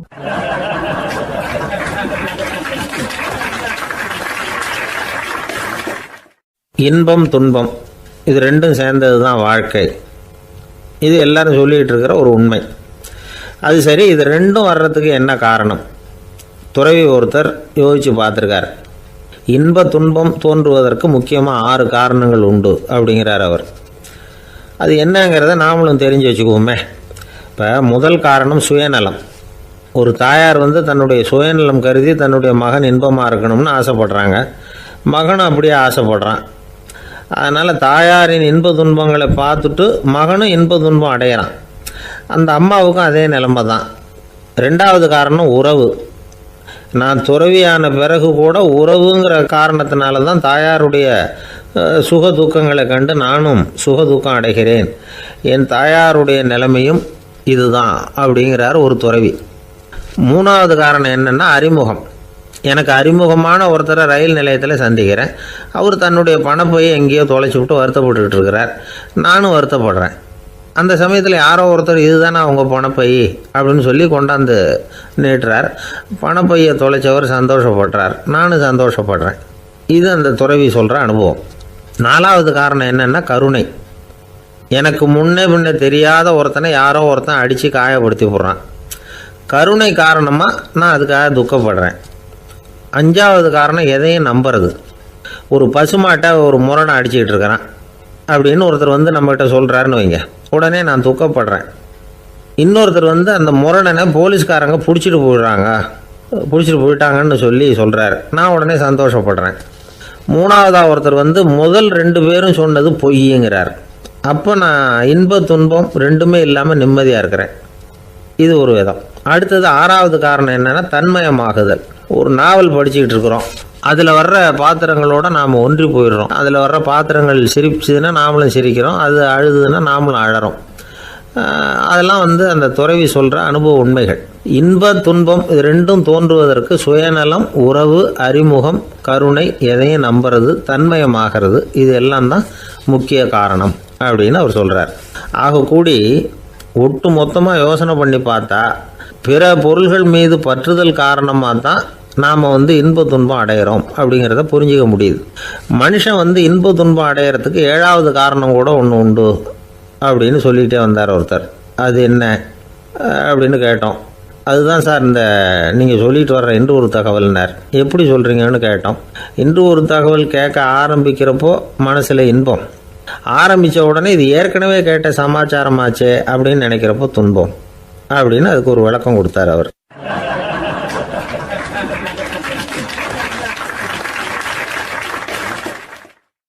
ஆரம்ப காலத்தில் ஒரு குரு, அப்போ ஒரு சீடன் இருந்தான். அது வேடிக்கையான குரு, வேடிக்கையான சீடன். ஒரு ஆசிரமம். ஒரு நாள் ஒருத்தன் அவசரமாக அந்த குருவை தேடி வந்திருக்கிறான். என்ன விஷயம்னு விசாரித்தார் குரு. உங்கள் சீடர் என்னை அடிச்சுட்டார் அப்படின்னு புகார் பண்ணானா அந்த ஆள். குரு சீடனை கூப்பிட்டார். அடிச்சியா இந்த ஆளை அப்படின்னு கேட்டாராம். ஆமான் இருக்கான் சீடன். ஏன் அடிச்சே அப்படின்னு கேட்டாராம். இந்த ஆள் உங்களை பற்றி மட்டமாக பேசிவிட்டான், என்னால் அதை தாங்கிக்க முடியல, அதனால தான் அடிச்சுட்டேன்ருக்கான். அப்படி என்ன பேசினா அப்படின்னு கேட்டாராம். உன்னுடைய குருநாதர் இப்போல்லாம் அர்த்தமில்லாமல் பேச ஆரம்பிச்சுட்டார் அப்படின்னு சொல்லிவிட்டான், அதனால தான் அடிச்சுட்டேன் அப்படின்னு நானா. அதுக்காக அடித்தே அப்படின்னாராம். நான் அதுக்காக அடிக்கலை குருவே, இப்பெல்லாம் நீங்கள் அர்த்தமில்லாமல் பேசுகிறதாக அவன் சொல்கிறான் அப்படின்னா இதுவரைக்கும் நீங்கள் அர்த்தத்தோடு பேசினதாகத்தானே அர்த்தம், அது தப்பு தானே, அதனால தான் அடித்தேன் அப்படின்னு நானா. ஒரு பெரியவர் உட்கார்ந்துருக்கிறார். அவரை சுற்றி அவருடைய தோழர்கள் உட்கார்ந்துருக்கிறாங்க. ஏதோ ஒரு முக்கியமான செய்தியை அவர் அவங்களுக்கு சொல்லிகிட்டு இருக்கிறார். அவங்களும் ஆர்வமாக கேட்டுக்கிட்டு இருக்கிறாங்க. இந்த சமயத்தில் யாரோ ஒரு ஆள் வேகமாக அங்கே வர்றார். வர்ற வேகத்திலேயே எனக்கு ஏதாவது உதவி செய்யுங்க அப்படின்னு கேட்டுக்கிட்டே வர்றார். கேட்கறது உதவி, ஆனால் குரல் மிரட்டுறது மாதிரி இருக்குது, அதட்டி கேட்கறது மாதிரி இருக்குது. இதை கேட்டது அந்த பெரியவர் ஆத்திரப்படலை, ஆனால் அவரை சுற்றி இருந்தவங்க ஆத்திரப்பட்டாங்க. இதை பெரியவர் கவனித்தார். கொஞ்சம் அமைதியாக இருங்கன்னார். வந்தவரை கூப்பிட்டார். அவருக்கு சில பொருள்களை கொடுத்தார். என்னங்க இப்போ உங்களுக்கு மகிழ்ச்சி தானே அப்படின்னார். அப்படின்னு அலட்சியமாக அவர் சொல்கிறார். நான் உங்களை நல்ல முறையில் நடத்தினேன்னா அப்படின்னு கேட்குறாரு அவர் மறுபடியும். அதெல்லாம் ஒன்றும் இல்லை அப்படின்னு சொல்லி அவர் சொல்லிகிட்டு இருக்கிறாரு. குரலில் வந்து கடுமை குறையில. சுற்றி இருந்தவங்களால இதை பொறுத்துக்க முடியல. கோபத்தோடு அவரை நோக்கி நெருங்க ஆரம்பித்தாங்க. பெரியவர் அவங்களையெல்லாம் தடுத்து நிறுத்தினார். வந்தவரை வாங்க என்னோட அப்படின்னு சொல்லி அழைச்சிட்டு போனார். வீட்டுக்கு போனார். அங்கே போனதும் இன்னும் சில பொருள்களை எடுத்து அவர்கிட்ட கொடுத்தார். இப்போ திருப்தி தானே, நான் உங்ககிட்ட நல்ல முறையில் நடந்துக்கிட்டேனா அப்படின்னார். அவர் முகம் இப்போ தான் கொஞ்சம் மலர்ந்தது. ரொம்ப நன்றி, இறைவன் வந்து உங்கள் குடும்பத்துக்கு எல்லா நன்மைகளையும் செய்வான் அப்படின்னு சொன்னார். இதே வார்த்தைகளை என்னுடைய தோழர்கள்கிட்டே வந்து சொல்லிட்டீங்கன்னா அவங்க கோபம் தணிஞ்சிரும், வர முடியுமான்னார். கண்டிப்பாக வர்றேன் அப்படின்னாரு. மறுநாள் காலையில் அந்த இடத்துக்கு வந்தார். அதே மாதிரி சொல்லிவிட்டு அவர் போயிட்டார். தோழர்கள்லாம் ரொம்ப வியப்போடு பெரியவரை பார்த்தாங்க. அந்த பெரியவர் தான் நபிகள் நாயகம். அவர் சொன்னார், ஒருத்தன் ரொம்ப ஆசையாக ஒரு ஒட்டகத்தை வளர்த்துக்கிட்டு வந்தான். ஒரு நாள் அந்த ஒட்டகம் வந்து கயத்தை அறுத்துக்கிட்டு ஓடி போயிட்டுது. அக்கம் பக்கத்தில் இருக்கிறவங்கெல்லாம் அந்த ஒட்டகத்தை பிடிக்கிறதுக்கு முயற்சி பண்ணாங்க. அதை துரத்திக்கிட்டு ஓடினாங்க. ஒட்டகம் வந்து தாறுமாறாக ஓட ஆரம்பிச்சுது. இந்த சமயத்தில் ஒட்டகத்தை வளர்த்தவன் அங்கே ஓடி வந்தான். நீங்கள் அதை ஒன்றும் செய்ய வேணாம், விட்டுருங்க, அதோட சுபாவம் எனக்கு நல்லா தெரியும், அதை சுலபமாக என்னோட வழிக்கு கொண்டுட்டு வந்துட முடியும், நான் பார்த்துக்கிறேன், விட்டுருங்கோ அப்படின்னா. எல்லாரும் விலகி போயிட்டாங்க. இவன் என்ன செஞ்சான் தெரியுமா? கொஞ்சம் புல்லை கையில் எடுத்துக்கிட்டு அந்த ஒட்டகத்தை நெருங்கினான். அவ்வளவுதான். அது ஓடி வந்து இவன் காலடியில் உட்காந்துக்கிட்டது. செல்லமாக அதை அப்படியே தடவி கொடுத்தான். முதுகில் ஏறி உட்காந்துக்கிட்டான். அது பாட்டுக்கு சாதுவாக நடந்து போகுது. இந்த கதையை நபிகள் நாயகம் தம்முடைய தோழர்களுக்கு சொல்கிறார். ஒட்டகத்தை மட்டும் இல்லை, சில மனிதர்களையும் கூட சில விதத்தில் அணுகிதான் அவர்களை வந்து சீர்திருத்த வேண்டியிருக்குது அப்படிங்கிறத அவங்களுக்கு உணர்த்தினார். இது ஒரு அழகான உளவியல் அணுகுமுறை. சில குடும்ப தலைவர்கள் கூட இந்த ஒட்டகம் மாதிரி நடந்துக்கிறது உண்டு, அப்புறம் அடங்கி போகிறதும் உண்டு. ஒரு குடும்ப தலைவர் காலையில் எழுந்திரிச்சதுலேருந்து சத்தம் போட்டு கத்திக்கிட்டு இருப்பார். பக்கத்தில் இருந்தவங்கெல்லாம் ஓடி போய் சமாதானம் பண்ணி பார்த்தாங்க. அவர் ஓயறது மாதிரி தெரியல. கடைசியில் அவர் மனைவி வந்தாங்க. நீங்கள் எல்லாம் விலைக்கு போயிடுங்க, அவர் சுபாவம் எனக்கு தெரியும், நான் பார்த்துக்கிறேன் அப்படின்னாங்க. சரின்னு எல்லாரும் போயிட்டாங்க. சாயந்தரமாக வந்து பார்க்குறாங்க, அவர் சத்தம் இல்லாமல் ஒரு மூலையில் உட்காந்துருக்கிறார். ரொம்ப சாதுவா. ஆச்சரியமாக இருந்தது. என்னம்மா பண்ணீங்கன்னு கேட்டாங்க. அது ஒன்றும் இல்லைங்க, ஒரு வேளை சாப்பாட்டை நிறுத்தினேன், பட்னி போட்டேன், அவ்வளவுதான் அப்படின்னாங்க அந்த அம்மா.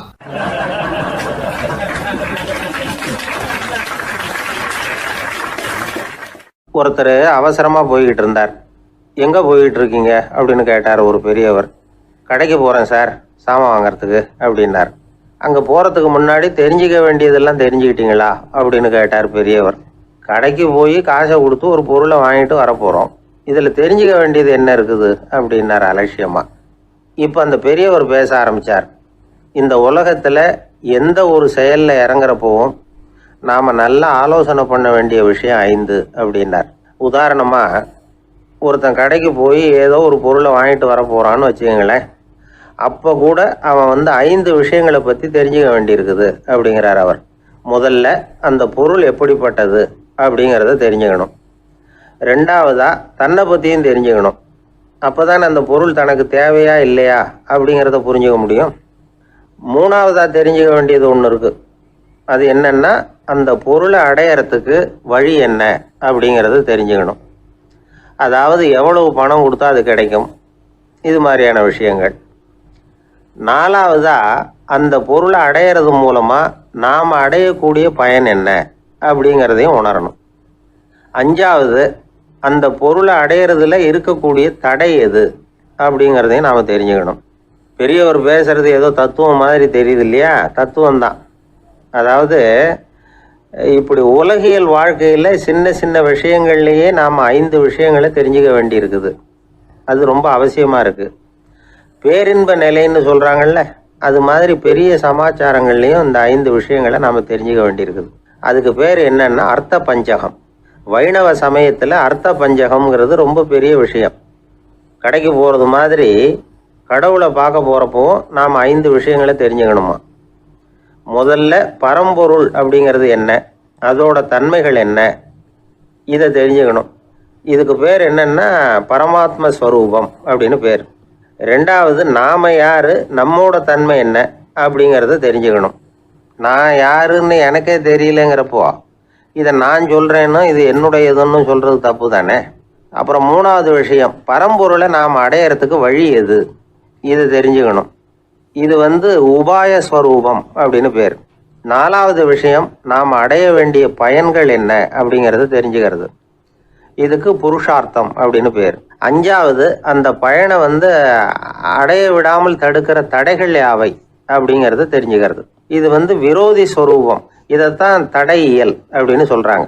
அதாவது பரமாத்மாவை பற்றிய அறிவு, ஜீவாத்மாவை பற்றிய அறிவு, உபாயம் பற்றிய அறிவு, புருஷார்த்தம் பற்றிய அறிவு, இந்த 4 அறிவுக்கும் எதிரடையா, அதாவது அதையெல்லாம் தப்பா புரிஞ்சுக்கிறதால உண்டாகக்கூடிய அறிவு விரோதி ஸ்வரூபம். என்ன இது தகவலில் ஏதாவது கதை சொல்லுவீங்கன்னு பார்த்தா ஏதோ தத்துவம் பேசிகிட்டு இருக்கிறீங்களே அப்படின்னு நினைக்கலாம். இதுவும் தெரிஞ்சுக்க வேண்டிய ஒரு பெரிய விஷயந்தான். காதில் போட்டு வச்சா எப்போவாவது உபயோகப்படும். என்னுடைய நண்பர் ஒருத்தர் ஒரு நாள் என்கிட்ட சொன்னார், சார் அடுத்த மாதம் தஞ்சாவூரில் ஒரு கல்யாணம், போகிறதா வேண்டாமா அப்படின்னு ஒரே குழப்பமாக இருக்குது அப்படின்னார். நான் உடனே இந்த அர்த்த பஞ்சக உபதேசம் பண்ண ஆரம்பித்தேன். அவர் எல்லாத்தையும் பொறுமையாக கேட்டுவிட்டு, சரி சார் நான் போகிறதுன்னு முடிவு பண்ணிவிட்டேன்னார். எப்படி இந்த முடிவுக்கு வந்தீங்க அப்படின்னு கேட்டேன். அவர் சொன்னார், சார் அந்த 2வது பாயிண்ட் ஒன்று சொன்னீங்களே, அதை புரிஞ்சுக்கிட்டதுக்கு அப்புறம்தான் இந்த முடிவுக்கு வந்தேன் அப்படின்னார். என்ன 2வது பாயிண்ட்டுன்னு? அதாவது தன்னை பற்றி புரிஞ்சுக்கணும் அப்படின்னு சொன்னீங்க. உடனே என்னை பற்றி புரிஞ்சுக்கிட்டேன், நான் யாருங்கிறது எனக்கு தெரிஞ்சுது, உடனே போகிறது தான் நல்லதுன்னு முடிவு பண்ணிவிட்டேன்னார். நீங்கள் யாருன்னு கேட்டேன். நான் தான் சார் அந்த கல்யாணத்தில் தாலி கட்ட வேண்டிய மாப்பிள்ளை அப்படின்னார். ஒரு அரசன், அவனுக்கு வயசாயிட்டுது. அதனாலேயே இந்த கவலை பயம் எல்லாமும் அதிகமாயிட்டுது. மரண பயம், ராத்திரியில் சரியாக தூங்க முடியல, இப்படி ஆயிட்டுது நிலைமை. அந்த அரசன் ஏற்கனவே எப்படின்னா போர்க்களங்களில் எத்தனையோ பேரை ஓட ஓட விரட்டி இருக்கிறான். இருந்தாலும் இப்போ அந்த துணிச்சல்லாம் எங்கேயோ போயிட்டுது. பேசாமல் படுத்துருக்குறான். அப்படியே படுத்தாலும் தான் தூக்கம் வர மாட்டேங்குது. என்ன பண்ணலாம்னு யோசித்தான் இந்த மன்னன். உடனே எல்லா அமைச்சர்களையும் கூப்பிட்டான். எனக்கு நிம்மதி இல்லை, எதை நினச்சாலும் பயமாக இருக்குது, எனக்கு ஒரு ஆலோசனை சொல்லுங்க அப்படின்னா. என்ன ஆலோசனை வேணும் அப்படின்னு சொல்லி கேட்டாங்க. எனக்கு ஒரு நெருக்கடியான சந்தர்ப்பம் ஏற்பட்டு போச்சுன்னு வச்சுக்கோங்க. அந்த நேரத்தில் நீங்கள் யாருமே என் பக்கத்தில் இல்லை ஆலோசனை சொல்கிறதுக்கு அப்படின்னா, அந்த சமயத்தில் எனக்கு உபயோகப்படுற மாதிரி ஒரு வாசகம், பொன்மொழி ஏதாவது சொல்லுங்கள். அதை நான் என்னுடைய வைர மோதிரத்துக்கு அடியில் பதிச்சு வச்சுக்கிறேன் அப்படின்னார். தேவைப்படுறப்போ உதவும் அப்படிங்கிறதுனால. அவர் போட்டிருந்த மோதிரமும் அதுக்கு தகுந்த மாதிரியே திறந்து மூடுறது மாதிரி அமைஞ்சிருந்தது. ஏதாவது வாசகம் எழுதுனா உள்ற வச்சுக்கலாம், அதுக்கான வசதி அதில் இருந்தது. அமைச்சர்கள்லாம் யோசனை பண்ணாங்க, இது மாதிரி ராஜா கேட்குறாரு, என்ன வாசகம் அதாவது பொன்மொழி சொல்லலாம் அப்படின்னு எல்லாரும் யோசனை பண்ணாங்க. ஒருத்தருக்குமே சரியாக தோணலை, ஒரே குழப்பமாக இருந்தது. ஏன்னா நெருக்கடியான சமயத்தில் உபயோகப்படுறது மாதிரி ஒரு பொன்மொழி வேணும்னு சொல்லியிருக்கிறார். அப்படி இப்படி யோசித்து பார்த்தா ஒன்றுமே தோணலை. எல்லாரும் குழம்பிக்கிட்டு இருந்த நேரத்தில் ஒரு பெரியவர் அந்த பக்கமாக வந்தார். அவர் சொன்னார், நான் வேணும்னா அதுக்கு பொருத்தமாக ஒரு வாக்கியம் சொல்கிறேன், ஆனால் ஒரு நிபந்தனை. அதை யாரும் ரொம்ப ஆர்வம் காரணமாக அவசரப்பட்டு படிச்சிடக்கூடாது. அதை ரகசியமாக அந்த மோதிரத்துக்குள்ளே எழுதி வச்சுக்கணும். எப்போவாவது இக்கட்டில் மாட்டிக்கிற சமயத்தில் மட்டும் வேறு வழியே இல்லை அப்படிங்கிற நிலைமையில் மட்டும்தான் அதை திறந்து பார்க்கணும். அப்படி நீங்கள் இருக்கிறதா இருந்தால் நான் அதை சொல்கிறேன் அப்படின்னார் அந்த பெரியவர். சரின்னு ஒத்துக்கிட்டாங்க எல்லாரும். அதே மாதிரி அவர் ஒரு வாக்கியத்தை சொன்னார். அவர் சொன்ன வாக்கியத்தை ரகசியமாக மோதிரத்துக்குள்ளே பதிச்சு மூடியாச்சு. ராஜா அதை விரலில் மாட்டிக்கிட்டார். கொஞ்ச நாள் ஆச்சு. அந்த ராஜாவுக்கு ஒரு சோதனை வந்தது. என்ன சோதனைன்னா, அடுத்த நாட்டு மன்னன் படையெடுத்துக்கிட்டு வந்துட்டான். அவன் இவர்கிட்ட ஏற்கனவே தோற்று போனவன், ஒரு வெறியில் வந்திருக்கிறான். தோற்று போனவன் மறுபடியும் சண்டைக்கு வந்தால் எப்படி வருவானோ அப்படி வர்றான். ஒரு வெறியில் வந்தான், ஜெயிச்சுட்டான். என்னாச்சு இவரோட நிலைமைன்னா, நாட்டை இழந்துட்டார், எல்லாத்தையும் இழந்துட்டார். கடைசியாக ஒரு அடிபட்ட குதிரையில் ஏறி தப்பிச்சு போயிட்டார், வேறு வழி இல்லைன்னு. பின்னாடி துரத்திக்கிட்டு வராங்க. இவர் ஒரு மலை உச்சிக்கு போயிட்டார். அதுக்கும் அப்பால் போக முடியாது. ஏன்னா அந்த பக்கம் பயங்கர பள்ளம். உல்லாச பயணிகள் வந்து கண்டு கழிக்கிற இடம் அது. ஆனால் இவருக்கு அது சாவு பயணத்தின் வாசல், திரும்பவும் முடியாது. அவ்வளவு குறுகிய பாதை அது, வேறு வழியே இல்லை. இந்த நேரம் சூரிய ஒளி மோதிரத்தில் பட்டு மின்னிச்சு. உடனே இவருக்கு ஞாபகம் வந்தது. மோதிரத்தை திறந்து படிக்கிறார். அதில் இருந்த வாசகம், இந்த நிலையும் மாறிவிடும், this too will pass away. அவருக்கு ஒரு தைரியம் வந்தது. பின்னாடி வந்தவங்களும் திசை மாதிரி வேறு எங்கேயோ தேடி போயிட்டாங்க. அவங்க விரட்டிக்கிட்டு வரலைன்னா இவ்வளவு அழகான ஒரு இடம் இருக்கிறதே எனக்கு தெரியாமல் போயிருக்குமேன்னு நினச்சார். இவ்வளவு அழகை ரசிக்கிறதுக்காக ஒரு நாட்டையே கூட இழக்கலாம்னு தோணுச்சு அவருக்கு. அமைதியாக அந்த அழகை ரசித்தார். எதிரிகள்லாம் எங்கேயோ போயிட்டாங்க. மன்னர் நாடு திரும்பினார். மறுபடியும் படைகளை திரட்டினார். கொஞ்ச நாளில் படை எடுத்துக்கிட்டு போனார். யாருக்கிட்ட தோற்று போனாரோ அவரையே வெற்றி கண்டு திரும்பி வர்றார். வரவேற்பு விழா பிரமாவப்படுது. ஆடல் பாடல் கோலாகலம். இதை பார்த்ததும் அந்த ராஜாவுக்கு தலைகால புரியல. நம்மளை இனிமேல் யாராலையும் ஜெயிக்க முடியாதுன்னு நினச்சார். அகம்பாவம் லேசாக எட்டி பார்த்தது. இப்போ மறுபடியும் சூரிய ஒளிப்பட்டு மோதிரம் மின்னிச்சு. அதை திறந்து மறுபடியும் படிக்கிறார். இந்த நிலைமையும் மாறிவிடும், this too will pass away. அவ்வளவுதான். அவர் மனசு அடங்க ஆரம்பிச்சுட்டுது. ஆணவம் போயிட்டுது. இதிலேருந்து நாம் தெரிஞ்சுக்க வேண்டியது என்னென்னா, எந்த சூழ்நிலையிலையும் நாம் கவலைப்பட வேண்டியதில்லை. ஏன்னா இங்கே எதுவுமே நிரந்தரம் இல்லை. அந்த ராஜா மாதிரியே நம்ம ஆள் ஒருத்தன் ஒரு மோதிரம் போட்டிருந்தான். அதுக்குள்ளே அவன் எழுதி வச்சுருந்த வாசகம், எதுக்கும் கவலைப்படாதே அப்படிங்கிறது தான். ஒரு நாள் பயங்கரமான கவலையோடு உட்காந்துருந்தான். பக்கத்தில் இருந்தவங்க சொன்னாங்க, இது மாதிரி சந்தர்ப்பத்தில் தான் நீ உன் மோதிரத்தை திறந்து பார்க்கணும்னாங்க. இவனுக்கு கவலையோடு எரிச்சலும் சேர்ந்துக்கிட்டது. அது எப்படி முடியும், இப்போ திருட்டு போனது என்னோட அந்த மோதிரம் தானே அப்படின்னு சொல்லிவிட்டு தலையில் கை வச்சுட்டு உட்காந்துட்டான். இப்படிலாம் சொல்கிறது உண்டு. இருந்தாலும் நாம் எந்த சூழ்நிலையிலையும் கவலைப்பட வேண்டியதில்லை அப்படிங்கிற உண்மையை புரிஞ்சுக்கணும். அப்படி கவலையை வெல்றதுக்கான வழி தெரிஞ்சுட்டதுன்னா வாழ்க்கையில் வெற்றி நிச்சயம். இந்த உலகத்தில் எத்தனை வகையான மனிதர்கள் இருக்கிறாங்க, ஒவ்வொரு மனிதனுமே ஒவ்வொரு வகை அப்படிங்கிறாங்க விஞ்ஞானிகள். மனிதர்களை 3 வகையாக பிரிக்கலாம் அப்படின்னு சொல்கிறாங்க மெய்ஞானிகள். இவங்களை பற்றிலாம் ஏற்கனவே நாம் பேசியிருக்கிறோம். இப்போ டாக்டர் எட்வர்டு பேட்ச் அப்படிங்கிற நிபுணர் என்ன சொல்கிறார் தெரியுமா? மனிதர்களை 7 வகையாக பிரிக்கலாம்ங்கிறார். மனிதர்களின் மனநிலை அடிப்படையில் அவங்கள 7 விதமாக வகைப்படுத்துகிறார் அவர். சரி, அது என்ன 7 வகை? முதல் வகை என்னன்னா, பயந்த குணம் உள்ளவங்க.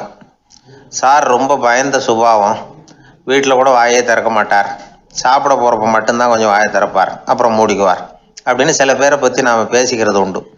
இவங்கெல்லாம் இந்த வகை, அதாவது பயந்த குணம் உள்ளவர்கள் அப்படிங்கிற முதல் வகை. சரி, 2வது வகை என்னன்னா, சஞ்சலப்படுகிறவர்கள். எதுக்கு எடுத்தாலும் கலக்கம், குழப்பம், இப்படியே காலம் தள்ளிட்டு இருப்பாங்க. பல பேர் பார்த்துருப்பீங்க. அவங்கெல்லாம் இந்த வகை. 3வது வகை என்னன்னா, யதார்த்த உலகை மறந்து கற்பனை உலகத்திலேயே மிதக்கிறவங்க. இளைஞர்கள், கவிஞர்கள், இப்படி பல பேர் இருக்கிறாங்க. எப்போ பார்த்தாலும் கற்பனை உலகத்திலேயே மிதந்துக்கிட்டு இருப்பாங்க. கிட்டத்தில் போய் என்னங்க ஒரு மாதிரியாக இருக்கிறீங்க அப்படின்னு கேட்டு பாருங்க, அவங்களெல்லாம் ஏதோ ஒரு அற்ப புழுவை பார்க்குறது மாதிரி அவங்கள பார்ப்பாங்க. அதுவும் அந்த வானத்து நிலாவை பாருங்கள், அது என்னை வா வான்னு கூப்பிடுது, எனக்கு சீக்கிரத்தில் ஒரு நாள் சிறகுகள் முளைக்கும், சிறகடித்து வானத்தில் பறந்து போவேன், அந்த செல்ல நிலாவை கொஞ்சிவிட்டு வருவேன், இப்படிலாம் பேசிகிட்டு இருப்பாங்க. கொஞ்சிறது அப்புறம் இருக்கட்டும், இப்போ கஞ்சிக்கு வழியே பாருப்பா அப்படின்னா அதை காதில் வாங்க மாட்டாங்க. நாம் ஏதோ இந்த உலகத்தை அனுபவிக்க தெரியாதவர்கள் மாதிரி நம்மளை அவங்க கவனிப்பாங்க. இப்படி ஒரு ரகம். 4வது வகை மனிதர்கள் எப்படின்னா, இவங்க தனிமை உணர்வு மிக்கவர்கள். இவங்க மற்றவங்களோட இயல்பாக நெருங்கி பழகிறதில்ல. தான் உண்டு தன்னுடைய வேலை உண்டுன்னு இருந்துட்டு போகிறவங்க. அடுத்த வீட்டில் இருக்கிறவர் யார் அப்படின்னு கேட்டால் கூட அடுத்த வீடுன்னு ஒன்று இருக்கா அப்படிங்கிறது மாதிரி நம்ம முகத்தை பார்ப்பாங்க. அவங்ககிட்ட மேற்கொண்டு நாம் என்னத்தை பேச முடியும்? இப்படி ஒரு வகை.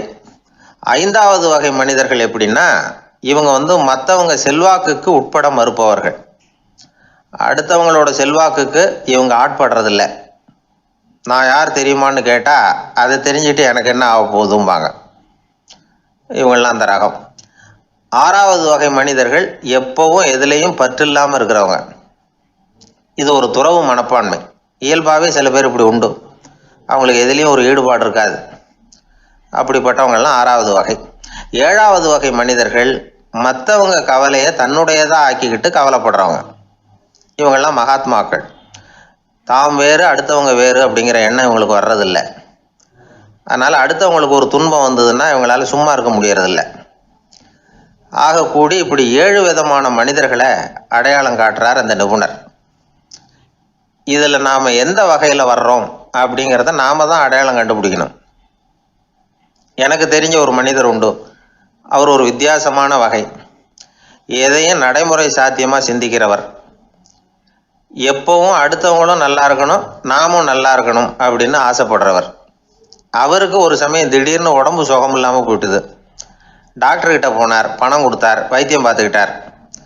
அவர் எழுதி கொடுத்த மருந்து சீட்டை வாங்கினார். ஒரு மருந்து கடைக்கு போனார், பணம் கொடுத்தார், மருந்து வாங்கினார். அதை எடுத்துகிட்டு வீட்டுக்கு வந்தார். அதுக்கப்புறம் அந்த மருந்து அவர் சாப்பிட்ணும்ல, சாப்பிடவே இல்லை, அப்படியே சும்மா வச்சுட்டார். அவரை பார்த்து கேட்டேன், ஏன் சார் இப்படி பண்ணுறீங்க? வீண் செலவு தானே இது, நீங்கள் ஏன் டாக்டர்கிட்ட போய் பணம் செலவு பண்ணுனீங்கன்னு கேட்டேன். அவர் சொன்னார், டாக்டர் வாழணும் இல்லையா, அதனால தான் அப்படின்னார். சரி, அப்புறம் ஏன் மருந்து வாங்கினீங்க அப்படின்னு கேட்டேன். மருந்து கடைக்காரர் வாழணும் இல்லையா, அதனால தான் அப்படின்னார். சரி, அப்புறம் ஏன் வாங்கின மருந்து சாப்பிடாம வச்சுட்டீங்க அப்படின்னதுக்கு, நான் வாழணும் இல்லையா, அதனால தான் அப்படின்னார். இவர் வாழ்க்கையை புரிஞ்சுக்கிட்டவர். இப்படி வாழ்க்கையை புரிந்து கொண்டு வாழ தெரிஞ்சுக்கணும். எந்த வகை மனிதர் நாம் அப்படிங்கிறத புரிஞ்சுக்கிட்டு வாழ்ந்தோம்னா வாழ்க்கையில் வெற்றி நிச்சயம்.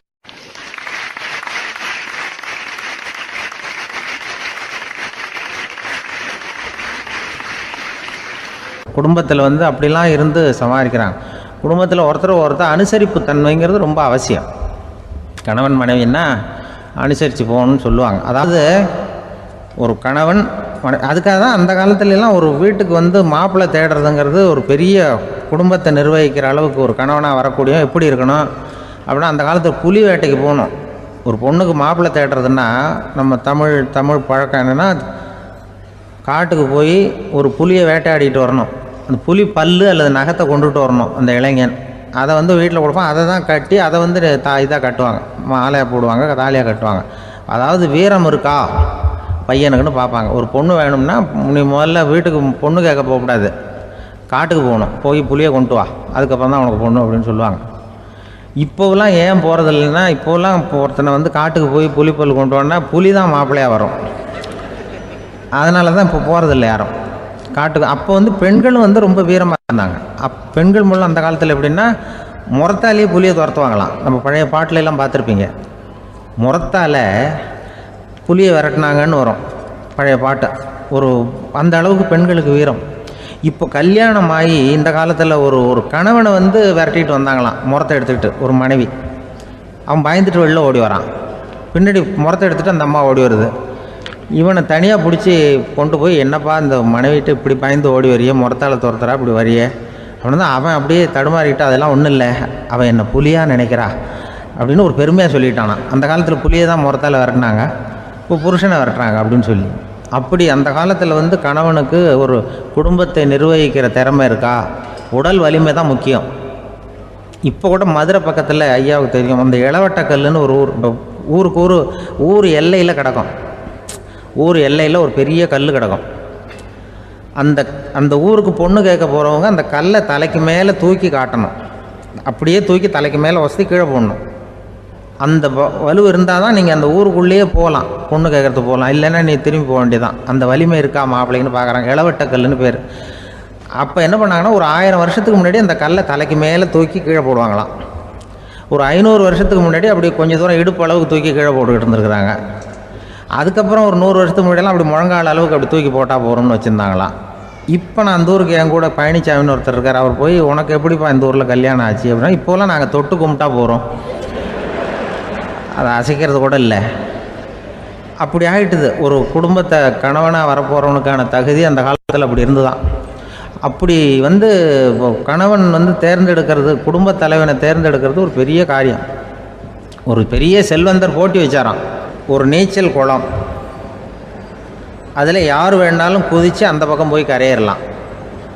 அந்த நீச்சல் குளத்தில் விஷப்பாம்புலாம் கிடக்கு. யார் துணிஞ்சி அந்த விஷப்பாம்பு இருக்கிற குளத்தில் குதித்து அந்த பக்கம் போய் கரையேறானோ அவனுக்கு ஒரு 100 ஏக்கர் நிலம் கொடுப்பேன். அது வேண்டான்னா ஒரு 1000 ஆடு கொடுப்பேன். அதுவும் வேண்டான்னா என் பொண்ணை கொடுப்பேன் அப்படின்னு போட்டி வச்சார். அதான் மாப்பிள்ளையை தேர்ந்தெடுக்கிறதுக்கு அவர் ஒரு வழி, நீச்சல் குளத்தில் குதிச்சு கரையேறணும். இப்போ அந்த ஊரில் இருக்கிற இளைஞர்கள்லாம் வந்து பார்க்குறாங்க அந்த குளத்தில் குதிக்கணும்னு. ஆனால் குளத்தில் ஒரே விஷப்பாம்பெல்லாம் கிடக்கு. இது என்ன பண்ணுறதுன்னு பார்த்தா யாருமே குதிக்கிறதுக்கு தைரியம் வரல. திடீர்னு ஒருத்தன் துணிஞ்சு குதித்தான். படபடன்னு அடிச்சுட்டு போய் அந்த பக்கம் கரையேறிட்டான். கரையேறின உடனே பரவாயில்லையே ஒரு ஆள் வந்துட்டான்னு சொல்லி அவனை அந்த இளைஞனை போய் பிடிச்சிட்டு வந்தாங்க. அந்த பெரியவர் கேட்டார், ஏப்பா இவ்வளவு பெரிய விஷப்பாம்பெல்லாம் கிடக்கிற நீச்சல் குளத்தில் நீ துணிஞ்சு குதித்து கரையேறி இருக்கிற, உனக்கு என்ன 1000 ஏக்கர் நிலம் கொடுத்துறவா, 100 ஏக்கர் நிலம் கொடுக்கவா சொல்கிறப்படி அப்படின்னா வேண்டாம் சார்ன்றான். ஓஹோ அப்படின்னா ஒரு 1000 ஆடு வேணுமா உனக்கு அப்படின்னா அதுவும் வேண்டாம் சார். ஓ அப்படின்னா என் பொண்ணு வேணுமா அப்படின்னா அதுவும் வேண்டாம் சாருங்கிறான்.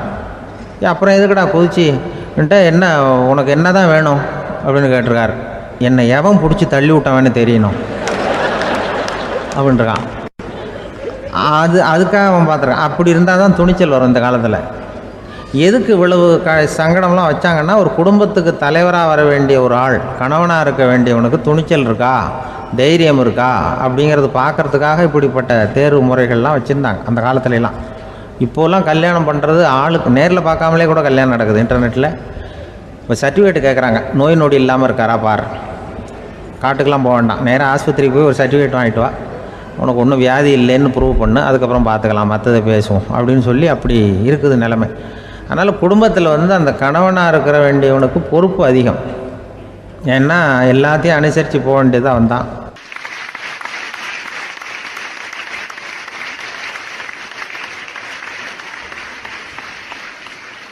இப்போ எப்படின்னா, ஒரு 600 வருஷத்துக்கு முன்னாடி மனுஷனுக்கு இருந்த நெருக்கடி இருக்குது பாருங்கள். ஒரு 600 வருஷத்துக்கு முன்னாடி மனுஷனுக்கு எவ்வளோ நெருக்கடி இருந்ததோ அதுபோல் 40 பங்கு இப்போ அதிகமாகிட்டு தான் கண்டுபிடிச்சி சொல்லியிருக்கிறாங்க. அவ்வளவு நெருக்கடிக்கு மத்தியில் நாம் வாழ்ந்துக்கிட்டு இருக்கிறோம். ஒரு 600 வருஷத்துக்கு முன்னாடி என் தலையில் 1 கிலோ வச்சுக்கிட்டு நின்னேன்னு வைங்க, இப்போ 40 கிலோ வச்சுக்கிட்டு நிற்கிறேன்.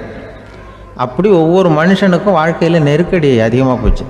இப்போ இந்த நெருக்கடியில் முன்னாடிலாம் யாரோ ஒருத்தர் தான் தியானம் பண்ணுவாங்க. தியானம்னா ஒருத்தர் 2 பேர் காட்டுக்கு போய் தியானம் பண்ணிகிட்டு இருப்பாங்க 600 வருஷத்துக்கு முன்னாடி. இப்போ வீட்டுக்கு வீடு தியானம் நடக்குது. ஏன்னா அந்தளவுக்கு வாழ்க்கையில் ஒரு நிம்மதி வேணும் அப்படின்னு சொல்லி பண்ணிட்டாங்க. அதுக்கு தான் இயற்கை கொடுத்துருக்கிற ஒரு இயற்கையான வைத்தியம்தான் சிரிப்புங்கிறது. இதை பற்றி பெரியவங்கள்லாம் இப்போ ஆராய்ச்சி பண்ணிகிட்டு இருக்கிறாங்க. சிரிப்புங்கிறது நாம் பிறந்து ஒரு 6 மாதத்தில் தான் முதல் தடவையாக விவரமாக சிரிக்க ஆரம்பிக்கிறோமா. நம்ம பிறந்து 6 மாதத்துக்கு, அதாவது முதல் தடவை சிரிக்க ஆரம்பிக்கிறது ஒரு 6ஆவது வாரம், 1.5 மாதத்தில் தான் குழந்தை வந்து விவரமாக சிரிக்க ஆரம்பிக்குது. அப்புறம் அப்படியே சிரிக்க ஆரம்பிக்கிறோமா. அதெல்லாம் இப்போ கணக்கு எடுத்துருக்குறாங்க. ஒரு குழந்தை ஒரு நாளைக்கு 200 தடவை சிரிக்குதான் ஒரு குழந்தை. பெரியவங்கள்லாம் 15 தடவை சிரிக்கிறாங்களாம்.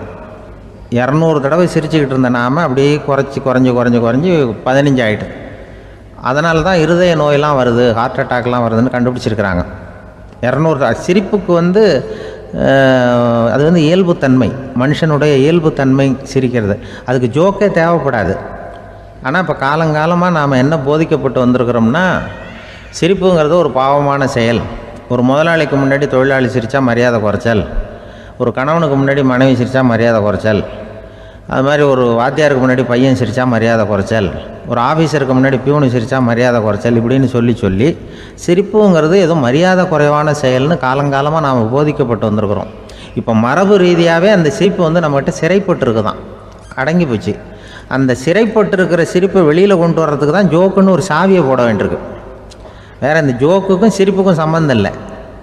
அதை ஏற்கனவே இருக்கிறத வெளில கொண்டு வரதுக்கு ஒரு சாவி மாதிரி உபயோகப்படுதுன்னு இப்போ அதை பற்றி ஆராய்ச்சி பண்ணுறவங்களாம் சொல்கிறாங்க.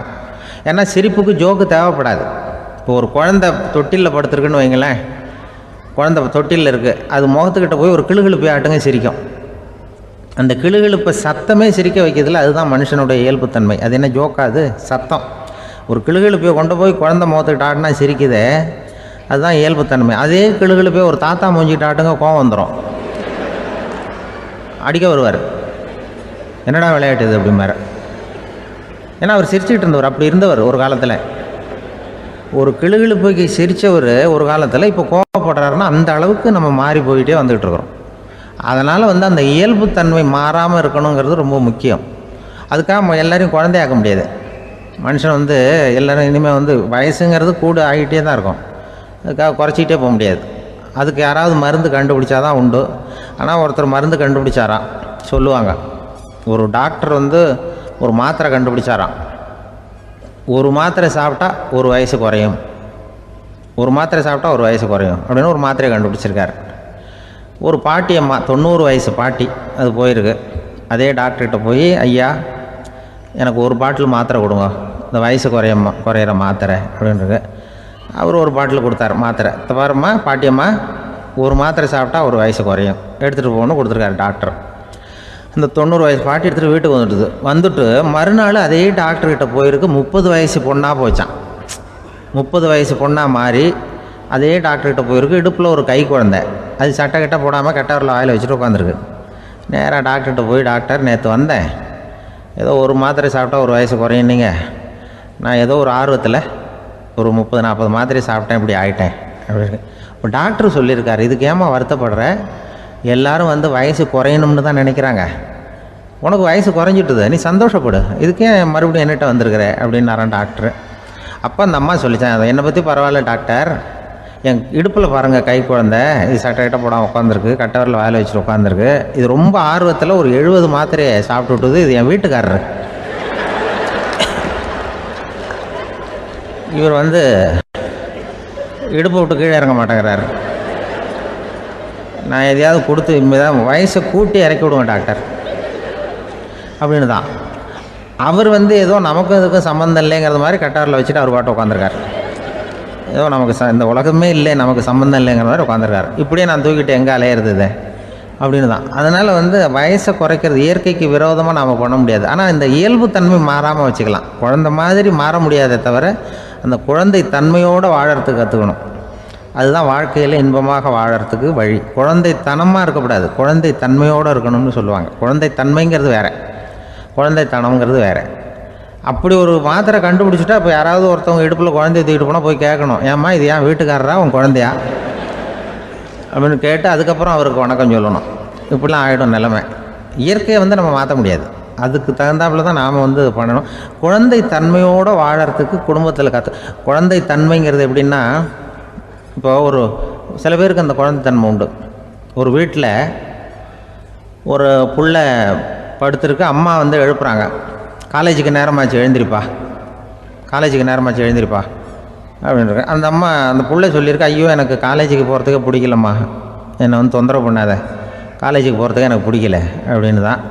அப்போ அந்த அம்மா சொல்லியிருக்கு, ஏன் உனக்கு காலேஜுக்கு போகிறதுக்கு பிடிக்கல, கல்லூரிக்கு போகிறதுக்கு, அதுக்கு 2 காரணம் சொல்லு அப்படின்னுருக்க. அப்போ அந்த புள்ள சொல்லிச்சான், ஏன் பிடிக்கலன்னா கல்லூரியில் இருக்கிற வாத்தியாருக்கும் என்ன பிடிக்க மாட்டேங்குது, ஆசிரியர்களுக்கும். 2வது காரணம், கல்லூரியில் படிக்கிற மாணவர்களுக்கும் என்ன பிடிக்கல, அதனால் நான் காலேஜுக்கு போக மாட்டேன்ற குழந்தை புள்ள சொல்லியிருக்கு. அம்மா வந்து அப்படிலாம் நீ இதுக்காக போகாமல் இருக்கக்கூடாது, நீ போய் தான் ஆகணும் அப்படின்னு பிடிவாதமாக அந்த அம்மா பிள்ளைய எழுப்புனாங்களாம். சரி நான் எதுக்கு காலேஜ் போகணும்னு சொல்கிறேன், அதுக்கு நீ 2 காரணம் சொல்லு அப்படின்னு தான் அந்த புள்ள. அப்போ அந்த அம்மா சொன்னாங்களாம், நீ ஏன் காலேஜுக்கு போகணும்னா முதல் காரணம் உனக்கு வயசு 52, 2வது காரணம் நீ தான் பிரின்சிபால் அப்படின்னு தான். என்ன இருந்தாலும் அவங்க அம்மாவுக்கு அது புள்ள தானே. அதுதான் குழந்தைத்தன்மைங்கிறது. 52 வயசுலேயும் குழந்தைத்தன்மையோடு இருக்கார் பாருங்கள், அதுதான் அந்த குழந்தைத்தன்மையோடு வாழறது தான் வெற்றிக்கு வழின்னு சொல்லுவாங்க. எனக்கு அதிர்ஷ்டமே இல்லை சார் அப்படின்னார் ஒருத்தர். ஏன் அப்படி சொல்கிறீங்கன்னு கேட்டோம். வியாபாரம் பண்ணலாம்னு ஒரு கடை வச்சேன், வேண்டிய போட்டவங்க கூட என் கடையில் வந்து எதுவும் வாங்க மாட்டேங்கிறான், எல்லாரும் அடுத்த கடைக்கு தான் போகிறான் அப்படின்னு சொல்லி ரொம்ப அழுத்துக்கிட்டார். இதுக்கு போய் அதிர்ஷ்டம் இல்லைன்னு சொல்லாதீங்க, வாடிக்கையாளர்களை வந்து கவர்றது எப்படிங்கிறது உங்களுக்கு தெரியல, அதுதான் குறை அப்படின்னும். சார் உங்களுக்கு தெரிஞ்ச அந்த ரகசியத்தை எனக்கும் கொஞ்சம் சொல்லி கொடுங்களேன் அப்படின்னார். சரி உங்கள் காதை இப்படி கொடுங்க அப்படின்னு சொல்லி அது சம்பந்தமாக பெரிய வல்லுநர்கள் சொல்லியிருக்கிற கருத்துக்களை அவர்கிட்ட சொல்ல ஆரம்பித்தோம். அதாவது இந்த வாடிக்கையாளர்களை கவர்றதுக்கு வல்லுநர்கள் பல ஆலோசனைகளை ஏற்கனவே சொல்லி வச்சிருக்கிறாங்க. அது சம்பந்தமாக அனுபவப்பட்டவங்க, அதை தெரிஞ்சு வச்சுக்கணும். அதாவது கடை வச்சிருக்கிறவங்க எல்லாரும் இதை கொஞ்சம் காதில் வாங்கி வச்சுக்கணும். எதை இப்போ சொல்ல போகிறத, எப்பவும் பணத்தை சம்பாதிக்கிறதுலையே குறியாக இருக்கக்கூடாதான். அதை விட முக்கியமாக நீங்கள் சம்பாதிக்க வேண்டியது வாடிக்கையாளர்களுடைய மன நிறைவு. வர்றவங்க திருப்தியோடு போகணும், அது முக்கியம், அதில் கவனமாக இருக்கணும். கடைக்கு வர்ற ஒருத்தர் ஏதாவது ஒரு குறை சொல்கிறாருன்னு வச்சுங்க, அதை அலட்சியப்படுத்தக்கூடாது. ரொம்ப அக்கறையோடு அதை காது கொடுத்து கேட்கணும். அப்படியா சார், அதை நான் அவசியம் கவனிக்கிறேன் அப்படின்னு சொல்லணும். ஒருத்தர் வரார், சார் நேற்றுக்கு உங்கள் கடையில் இதை நான் வாங்கிட்டு போனேன், வீட்டில் இது வேணான்னு சொல்லிவிட்டாங்க, அது திருப்பி கொடுக்கறதுக்காக தான் வந்திருக்கிறேன் அப்படின்னு சொல்லி திருப்பி கொடுக்குறார். உடனே நீங்கள் முகம் சுளிக்கக்கூடாது, எரிச்சல் படக்கூடாது. வழக்கம் போல் நிதானமாக முகம் அலர்ச்சியோடு அதை திருப்பி வாங்கிக்கணும். இவ்வளவு ரூபாய்க்கு சாமான் வாங்கினா இந்த ஸ்பூன் அன்பளிப்பு, இப்படி ஏதாவது கொடுக்கலாம். பண்டிகை காலங்கள்லேயும் பொருள்கள் வாங்குறவங்களுக்கு இப்படி ஏதாவது பொருத்தமாக ஒரு அன்பளிப்பு கொடுக்கலாம். நீங்கள் கொடுக்கறது ஒரு சர்வசாதாரணமான பொருளாக இருந்தால் கூட அது வாங்குற ஒரு மனசில் ஒரு மகிழ்ச்சியை ஏற்படுத்தும். எதுவும் உங்களால் கொடுக்க முடியலன்னா உங்கள் முகம் நிறைஞ்ச சிரிப்பையாவது கொடுங்க, அது போதும். உங்கள் கடையில் இல்லாத ஒரு பொருளை வாடிக்கையாளர் கேட்குறார், உடனே இல்லைன்னு முகத்தில் அடித்தது மாதிரி சொல்லிடக்கூடாது. கொஞ்சம் உட்காருங்க சார் அப்படின்னு சொல்லி உங்கள் பணியாளர் யாரையாவது அனுப்பி வெளியிலேருந்து வாங்கிட்டு வர சொல்லி அவர்கிட்ட கொடுக்கலாம். சில பேர் உங்கள் கடைக்கு வரும்பொழுது அவங்க வீட்டு குழந்தைகளையும் கூப்பிட்டுக்கிட்டு வர்றாங்கன்னு வைங்க. நீங்கள் என்ன செய்யணும்னா அந்த குழந்தைகளை முதல்ல கவனிக்கணும். அது கன்னத்தை கிள்ளணும், அதுக்கிட்ட விளையாடணும், அதுக்கு ஏதாவது மிட்டாய் பிஸ்கட் எதையாவது கொடுத்து அது கவனத்தை கவரணும். அதுக்கப்புறம் பெரியவங்களை கவனிக்கலாம். உங்கள் கடையில் வேலை செய்கிற பணியாளர்கள் சுத்தமாக இருக்கணும், சிரித்த முகம், சுறுசுறுப்பு, இது ரெண்டும் அவங்களுக்கு தேவை. அழுது வடிஞ்சிக்கிட்டு இருக்கக்கூடாது.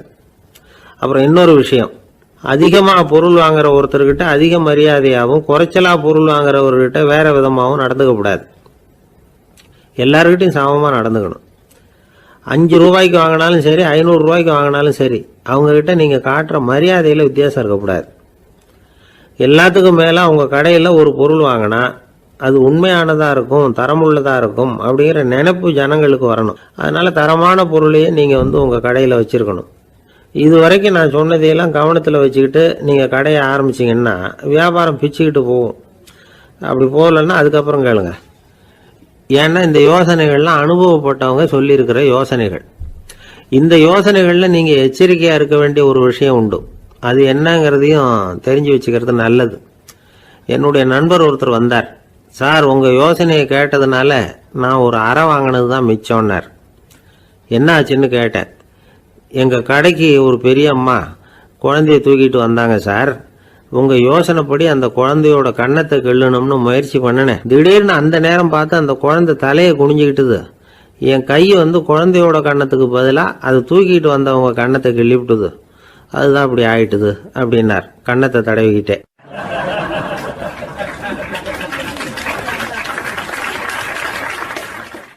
ஒரு பெரிய நினைவு மண்டபம், அதுக்கு முன்னாடி ஒரு அப்பாவும் பிள்ளையும் நின்றுக்கிட்டு இருக்கிறாங்க. அந்த வழியாக போகிறவங்க வர்றவங்கெல்லாம் அந்த இடத்துல நின்று அது என்ன மண்டபம் அப்படின்னு விசாரிக்க ஆரம்பித்தாங்க. அந்த அப்பாவும் பிள்ளையும் தான் வர்றவங்களுக்கெல்லாம் விவரம் சொல்லிகிட்டு இருக்கிறாங்க. அதாவது இந்த இடத்துல ஒரு பெரிய மகான் சமாதி ஆகியிருக்கார், அவர் சமாதியான இடத்துல இந்த நினைவு மண்டபத்தை கட்டியிருக்கிறோம் அப்படின்னாங்க. ஊர் பூரா இந்த செய்தி பரவிச்சு. நிறைய பேர் அந்த இடத்த தேடி வர ஆரம்பித்தாங்க. இங்கே கொஞ்சம் நேரம் உட்காந்துட்டு போனால் மனசுக்கு ஒரு நிம்மதி கிடைக்கிது அப்படின்னாங்க. அங்கே இருந்த உண்டியலில் நிறைய காசு போட்டுட்டு போகிறாங்க. பணம் கிடுகிடுன்னு நிறைய சேர ஆரம்பிச்சுட்டுது. பணம் நிறைய சேர்ந்த உடனே அந்த அப்பாவுக்கும் பிள்ளைக்கும் தகராறு வந்துட்டுது. பணம் சேர்ந்தாலே சொத்து தகராறு வரத்தானே செய்யும், அது மாதிரி வந்துட்டுது. பையன் அடிக்கடி நிறைய பணம் கேட்க ஆரம்பித்தான். அப்பா பார்த்தார், யோசனை பண்ணார், ஒரு முடிவுக்கு வந்தார். ஒரு நாள் பையனை கூப்பிட்டார். இதை பாருப்பா, நமக்குள்ள தகராறு வேணாம். அப்பாவும் பிள்ளையும் இப்படி சண்டை போட்டுக்கிட்டா பார்க்குறவங்க தப்பாக நினைப்பாங்க. அதனால் நமக்குள்ளே சமரசமாக இதை தீர்த்துக்குவோம், என்ன சொல்கிற அப்படின்னார் அப்பா. சரி நான் பையன். உடனே அந்த அப்பா என்ன பண்ணார் தெரியுமா? மகன்கிட்ட கொஞ்சம் பணத்தை கொடுத்தார். தன்கிட்ட இருந்த ஒரு கழுதையையும் கொடுத்தார். இதை வச்சு நீ பொழைச்சிக்கோ அப்படின்னு சொல்லி அனுப்பி வச்சுட்டார். மகன் அந்த கழுதையை இழுத்துக்கிட்டு அடுத்த ஊருக்கு போனான். வழியிலேயே அந்த கழுதை செத்து போச்சு. உடனே என்ன பண்ணலாம்னு யோசனை பண்ணான். ஒரு ஐடியா வந்தது. அந்த கழுதையை ஒரு சாலை ஓரமாக புதைச்சான். கையில் இருந்த பணத்தை வச்சு அந்த இடத்துல ஒரு கல் மண்டபம் கட்டினான். அந்த வழியாக 2 பேர் வந்தாங்க. இது என்ன மண்டபம்னு விசாரித்தாங்க. இந்த இடத்துல ஒரு பெரிய மகான் சமாதி ஆகிருக்கிறார் அப்படின்னா. இந்த செய்தி ஊர் பூரா பரவ ஆரம்பிச்சுட்டுது. நிறைய பேர் வந்து போக ஆரம்பித்தாங்க. இங்கே வந்தால் மனசுக்கு ஒரு பெரிய நிம்மதி கிடைக்குது அப்படின்னு வேற சொல்ல ஆரம்பித்தாங்க. வர வர கூட்டம் அதிகமாக வர ஆரம்பிச்சுட்டுது. உண்டியலில் பணம் நிறைய சேர்ந்துட்டுது. நகையெல்லாம் கூட கழட்டி காணிக்கையாக போட ஆரம்பிச்சிட்டாங்க. அப்பாவை விட மகன் பெரிய ஆளாயிட்டான். இதை கேள்விப்பட்டார் அப்பா. பையனை பார்த்துட்டு வரலாம்னு ஒரு நாள் புறப்பட்டு வந்தார். பையன் ஓஹோன்னு இருக்கிறான், பங்களா காரு எல்லாம் வந்துட்டுது. எப்படிடா இந்த அளவுக்கு ஆனே அப்படின்னு விசாரித்தார். அப்பா, எல்லாம் உங்கள் ஆசீர்வாதம் தான், நீங்கள் கொடுத்த மூலதனத்தை வச்சு தான் இவ்வளவும் சம்பாதிச்சேன் அப்படின்னு நான் பையன். அது எப்படிறான்னு விசாரித்தார். அப்பா, நீங்கள் ஒரு கழுதை குட்டியும் கொஞ்சம் பணமும் என்கிட்ட கொடுத்து அனுப்பி வச்சிங்க. அதை எடுத்துக்கிட்டு வந்தேன். வர்ற வழியில் அந்த கழுதை செத்து போச்சு. உடனே யோசனை பண்ணேன், அந்த கழுதையை இந்த இடத்துல புதைச்சேன். கையில் இருந்த பணத்தை வச்சு மண்டபம் கட்டினேன். மகான் ஒருத்தர் சமாதி ஆகிருக்கார் அப்படின்னு வதந்தியை கிளப்பி விட்டேன். ஜனங்கள்லாம் ஏமாந்து போய் காசை கொண்டாந்து போட ஆரம்பிச்சிட்டாங்க. நான் பொழைச்சிக்கிட்டு இருக்கிறேன் அப்படின்னா. இப்போதான்டா நீ என் புள்ள அப்படின்னு சொல்லி சந்தோஷப்பட்டாரான் அந்த அப்பா. ஏன் அப்படி சொல்கிறீங்கன்னு கேட்டிருக்கான் பையன். கழுதை குட்டியை புதைச்சி மண்டபம் கட்டியிருக்கிற நீ, ஏற்கனவே நம்ம ஊரில் நாம் கட்டியிருக்கிறோமே மண்டபம், அது இந்த கழுதையோட அம்மாவை புதைச்ச இடம். மகான் சமாதி ஆகிருக்காருன்னு நானும் சும்மா கப்ஸாக தான் விட்டுக்கிட்டு இருக்கேன் அப்படின்னாரான் அப்பா. முட்டாள் ஜனங்களை நினச்சி அந்த 2 பேரும் சத்தம் போட்டு சிரித்தாங்களாம். மனுஷன் ஏமாத்துறது ரொம்ப சுலபம். என் கூட படித்த ஒருத்தன் திடீர்னு ஒரு நாள் எல்லாருக்கும் அருள் வாக்கு சொல்ல ஆரம்பிச்சிட்டான். அவன் ஒரு ஆஃபீஸ்லேயும் வேலை பார்க்குறான். ஆஃபீஸில் உள்ளவங்கள்லாம் அவங்ககிட்ட வந்து அருள் வாக்கு கேட்குறது வழக்கம். ஒரு நாள் நான் அவன் முன்னாடி போய் உட்காந்து பேசிக்கிட்டு இருந்தேன். அப்போ அதே ஆஃபீஸில் வேலை பார்க்குற ஒருத்தர் அவங்ககிட்ட வந்து, சுவாமி, என் மேஜையில் வச்சுருந்த பேனா திடீர்னு காணாமல் போட்டுது, அது திரும்ப கிடைக்குமா எனக்கு அப்படின்னு கேட்டார். இவன் கண்ணை உருட்டி பார்த்துட்டு, அது உனக்கு கிடைக்காது, புதுசாக வேறு ஒன்று வாங்கிக்கப்போ அப்படின்னா. சரின்னு அவர் போயிட்டார். அவர் போனதுக்கப்புறம் நான் மெதுவாக இவனை பார்த்து, அது எப்படிறாது, அது உனக்கு கிடைக்காதுன்னு அவ்வளோ உறுதியாக அவர்கிட்ட சொன்னேன் அப்படின்னு கேட்டேன்.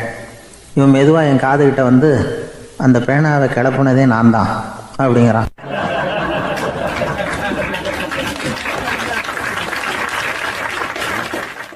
ஒரு பெரியவர் உட்கார்ந்துருக்கிறார்.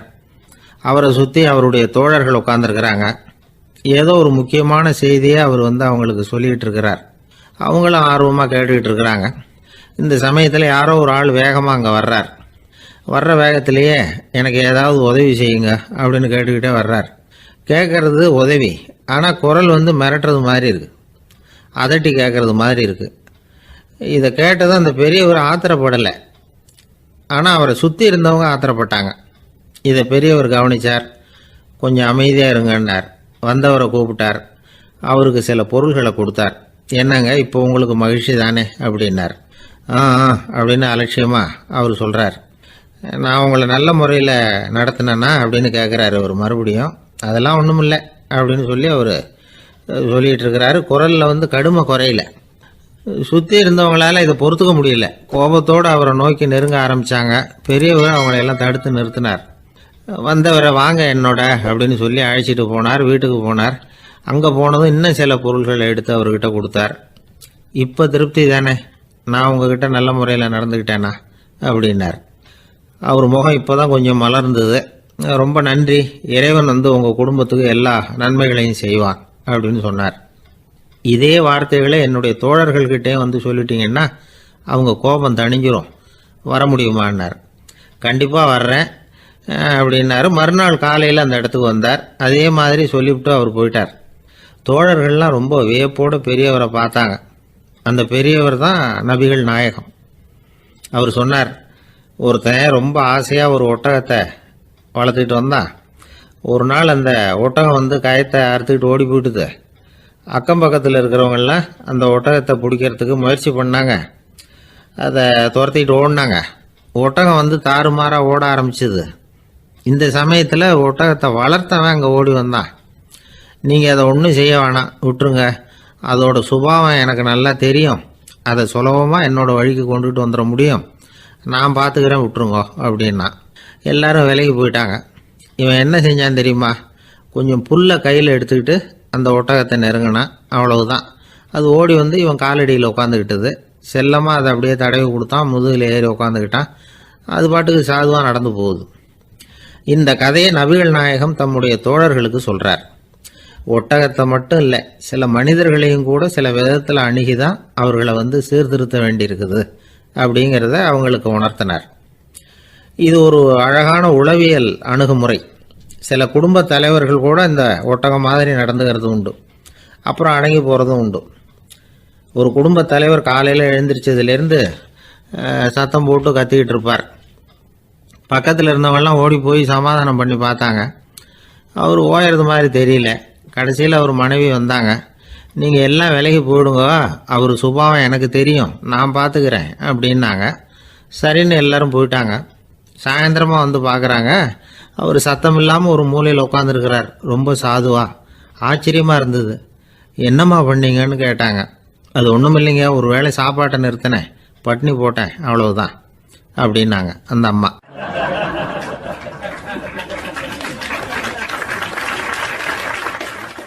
என் நண்பர் ஒருத்தர் ஆழ்ந்த சிந்தனையில் இருந்தார். என்ன யோசனை பண்ணுறீங்கன்னு கேட்டேன். தலைவர் ஆகணும்னு பார்க்குறேன், அதுதான் என்ன வழின்னு யோசிச்சுக்கிட்டு இருக்கேன்னார். நான் கூட அது மாதிரி யோசித்து பார்த்தேன். அதுக்கப்புறம் அந்த யோசனையை கை விட்டுட்டேன் அப்படின்னோம். ஏன்னு கேட்டார். அதுக்கான தகுதிகள் நமக்கு இல்லைங்கிறது புரியுது.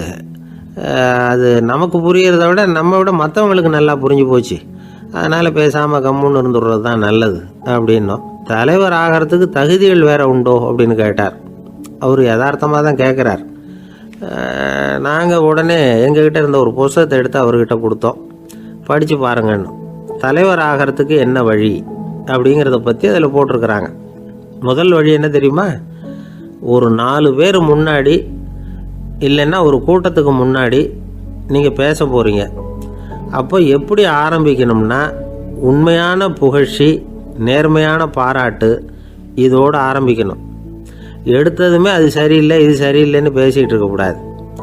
மக்களை பார்த்து நீங்கள் தான் தப்பு பண்ணிவிட்டீங்க அப்படின்னு நேரடியாக சொல்லக்கூடாது. தவறு இருந்தாலும் அதை மறைமுகமாக ஏதாவது கதை சொல்லி அதிலிருந்து அவங்க புரிஞ்சுக்கிற மாதிரி செய்யணும். அடுத்தவங்க பண்ண தப்பு என்னன்னு அலசறதுக்கு முன்னாடி நீங்கள் பண்ணின தப்பு என்னங்கிறத பற்றியே பேசுங்க. எதுக்கும் நேரடியாக உத்தரவு போட்டுக்கிட்டு இருக்கக்கூடாது. இதை நீங்கள் செய்யணும் அப்படின்னு சொல்கிறதுக்கு பதிலாக நீங்கள் இப்படி செஞ்சால் எப்படி இருக்கும் அப்படின்னு கேள்வி மாதிரி கேட்கணுமா. இப்படி கேட்டால் அது உத்தரவு மாதிரி தெரியாதான். அடுத்தவங்க மரியாதையை காப்பாற்றுறது மாதிரி பேசணுமா. உங்கள் பேச்சு இன்னொருத்தரை அவமானப்படுத்துறது மாதிரி இருக்கக்கூடாதான். ஏன்டா இவங்கிட்ட போய் மாட்டிக்கிட்டோம்னு யாரும் நினச்சிடக்கூடாது. ஒவ்வொரு சின்ன வளர்ச்சியையும் பாராட்டணும். வெற்றி சாதாரணமாக இருந்தாலும் பாராட்டாமல் இருந்துடக்கூடாது. பாராட்டும் பொழுது தாராளமாக இருக்கணும். குறை சொல்லும் பொழுது கவனமாக இருக்கணும். வாய்க்கு வந்தபடி பேசிவிட்டா அதுக்கப்புறம் வகையாக மாட்டிக்கிட்டு முழிக்க வேண்டியிருக்கும்.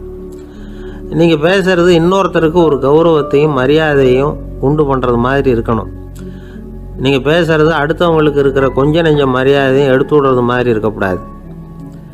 உங்கள் பேச்சை கேட்டால் கேட்குறவங்களுக்கு ஒரு ஊக்கம் வரணும், உற்சாகம் வரணும். தவறு எதுவாக இருந்தாலும் அதை சுலபமாக திருத்திக்கலாம், சரி பண்ணிக்கலாங்கிறது மாதிரி இருக்கணும் உங்கள் பேச்சு. அடுத்தவங்களை சந்தோஷப்படுத்துங்க. உங்கள் யோசனையை கேட்டு நடந்துக்கிறதுனால அந்த சந்தோஷம் அவங்களுக்கு கிடைக்கணும். இந்த தகுதியெல்லாம் உங்ககிட்ட இருந்தால் நீங்கள் ஒரு சிறந்த தலைவராகலாம் அப்படின்னு அந்த புஸ்தகத்தில் போட்டிருக்கு. இந்த காலத்தில் தலைவர் ஆகிறதுக்கு வேறு சில தகுதிகள்லாம் கூட தேவைப்படுது. ஒரு புள்ள தன்னுடைய அப்பா கிட்ட, அப்பா உன்ன மாதிரியே நானும் அரசியலில் சேரணும், தலைவர் ஆகணும்னு ஆசைப்படுறேன், இன்னையிலேருந்து எனக்கு அரசியல் பாடம் கற்றுக் கொடு அப்படின்னு கேட்டிருக்கான். அவரும் சரின்னு சொல்லிவிட்டு ஒரு பெரிய ஏணியை எடுத்துகிட்டு வந்தாரான். ஒரு செவுத்தில் சாத்தினார். இந்த ஏணியில் ஏறி உயர போய் அங்கே பரன் மேலே இருக்கிற ஒரு புத்தகத்தை எடுத்துகிட்டு வாடான் இருக்கார் மகனை பார்த்து. அப்பா ஏணி ரொம்ப உயரமாக இருக்குது, நீ ஜாக்கிரதையாக இதை பிடிச்சிக்கோ, நான் ஏறி போகிறேன் அப்படின்னு நான் பையன். பயப்படாத, நான் பார்த்துக்கிறேன்னார் அப்பா. பையன் ஏணியில் ஏறினா உச்சிக்கு போனதும் அப்பா கையை எடுத்துட்டார். ஏணி அப்படியே சரிஞ்சுட்டுது. பையன் பொத்துன்னு கீழே விழுந்துட்டான். இடுப்பு பிடிச்சிக்கிட்டே எழுந்திரிச்சான். என்னப்பா இது, இப்படி என்னை ஏற விட்டுட்டு கையை விட்டுட்டியே, இப்படி கை விடலாமா அப்படின்னு கத்தியிருக்கான். அப்பா நிதானமாக சொன்னாராம், அவசரப்படாதேப்பா, அரசியலில் இதுதான் முதல் பாடம், பெத்த அப்பனாக இருந்தாலும் அவனை நம்பாதே அப்படின்னு உபதேசம் பண்ண ஆரம்பித்தாரான்.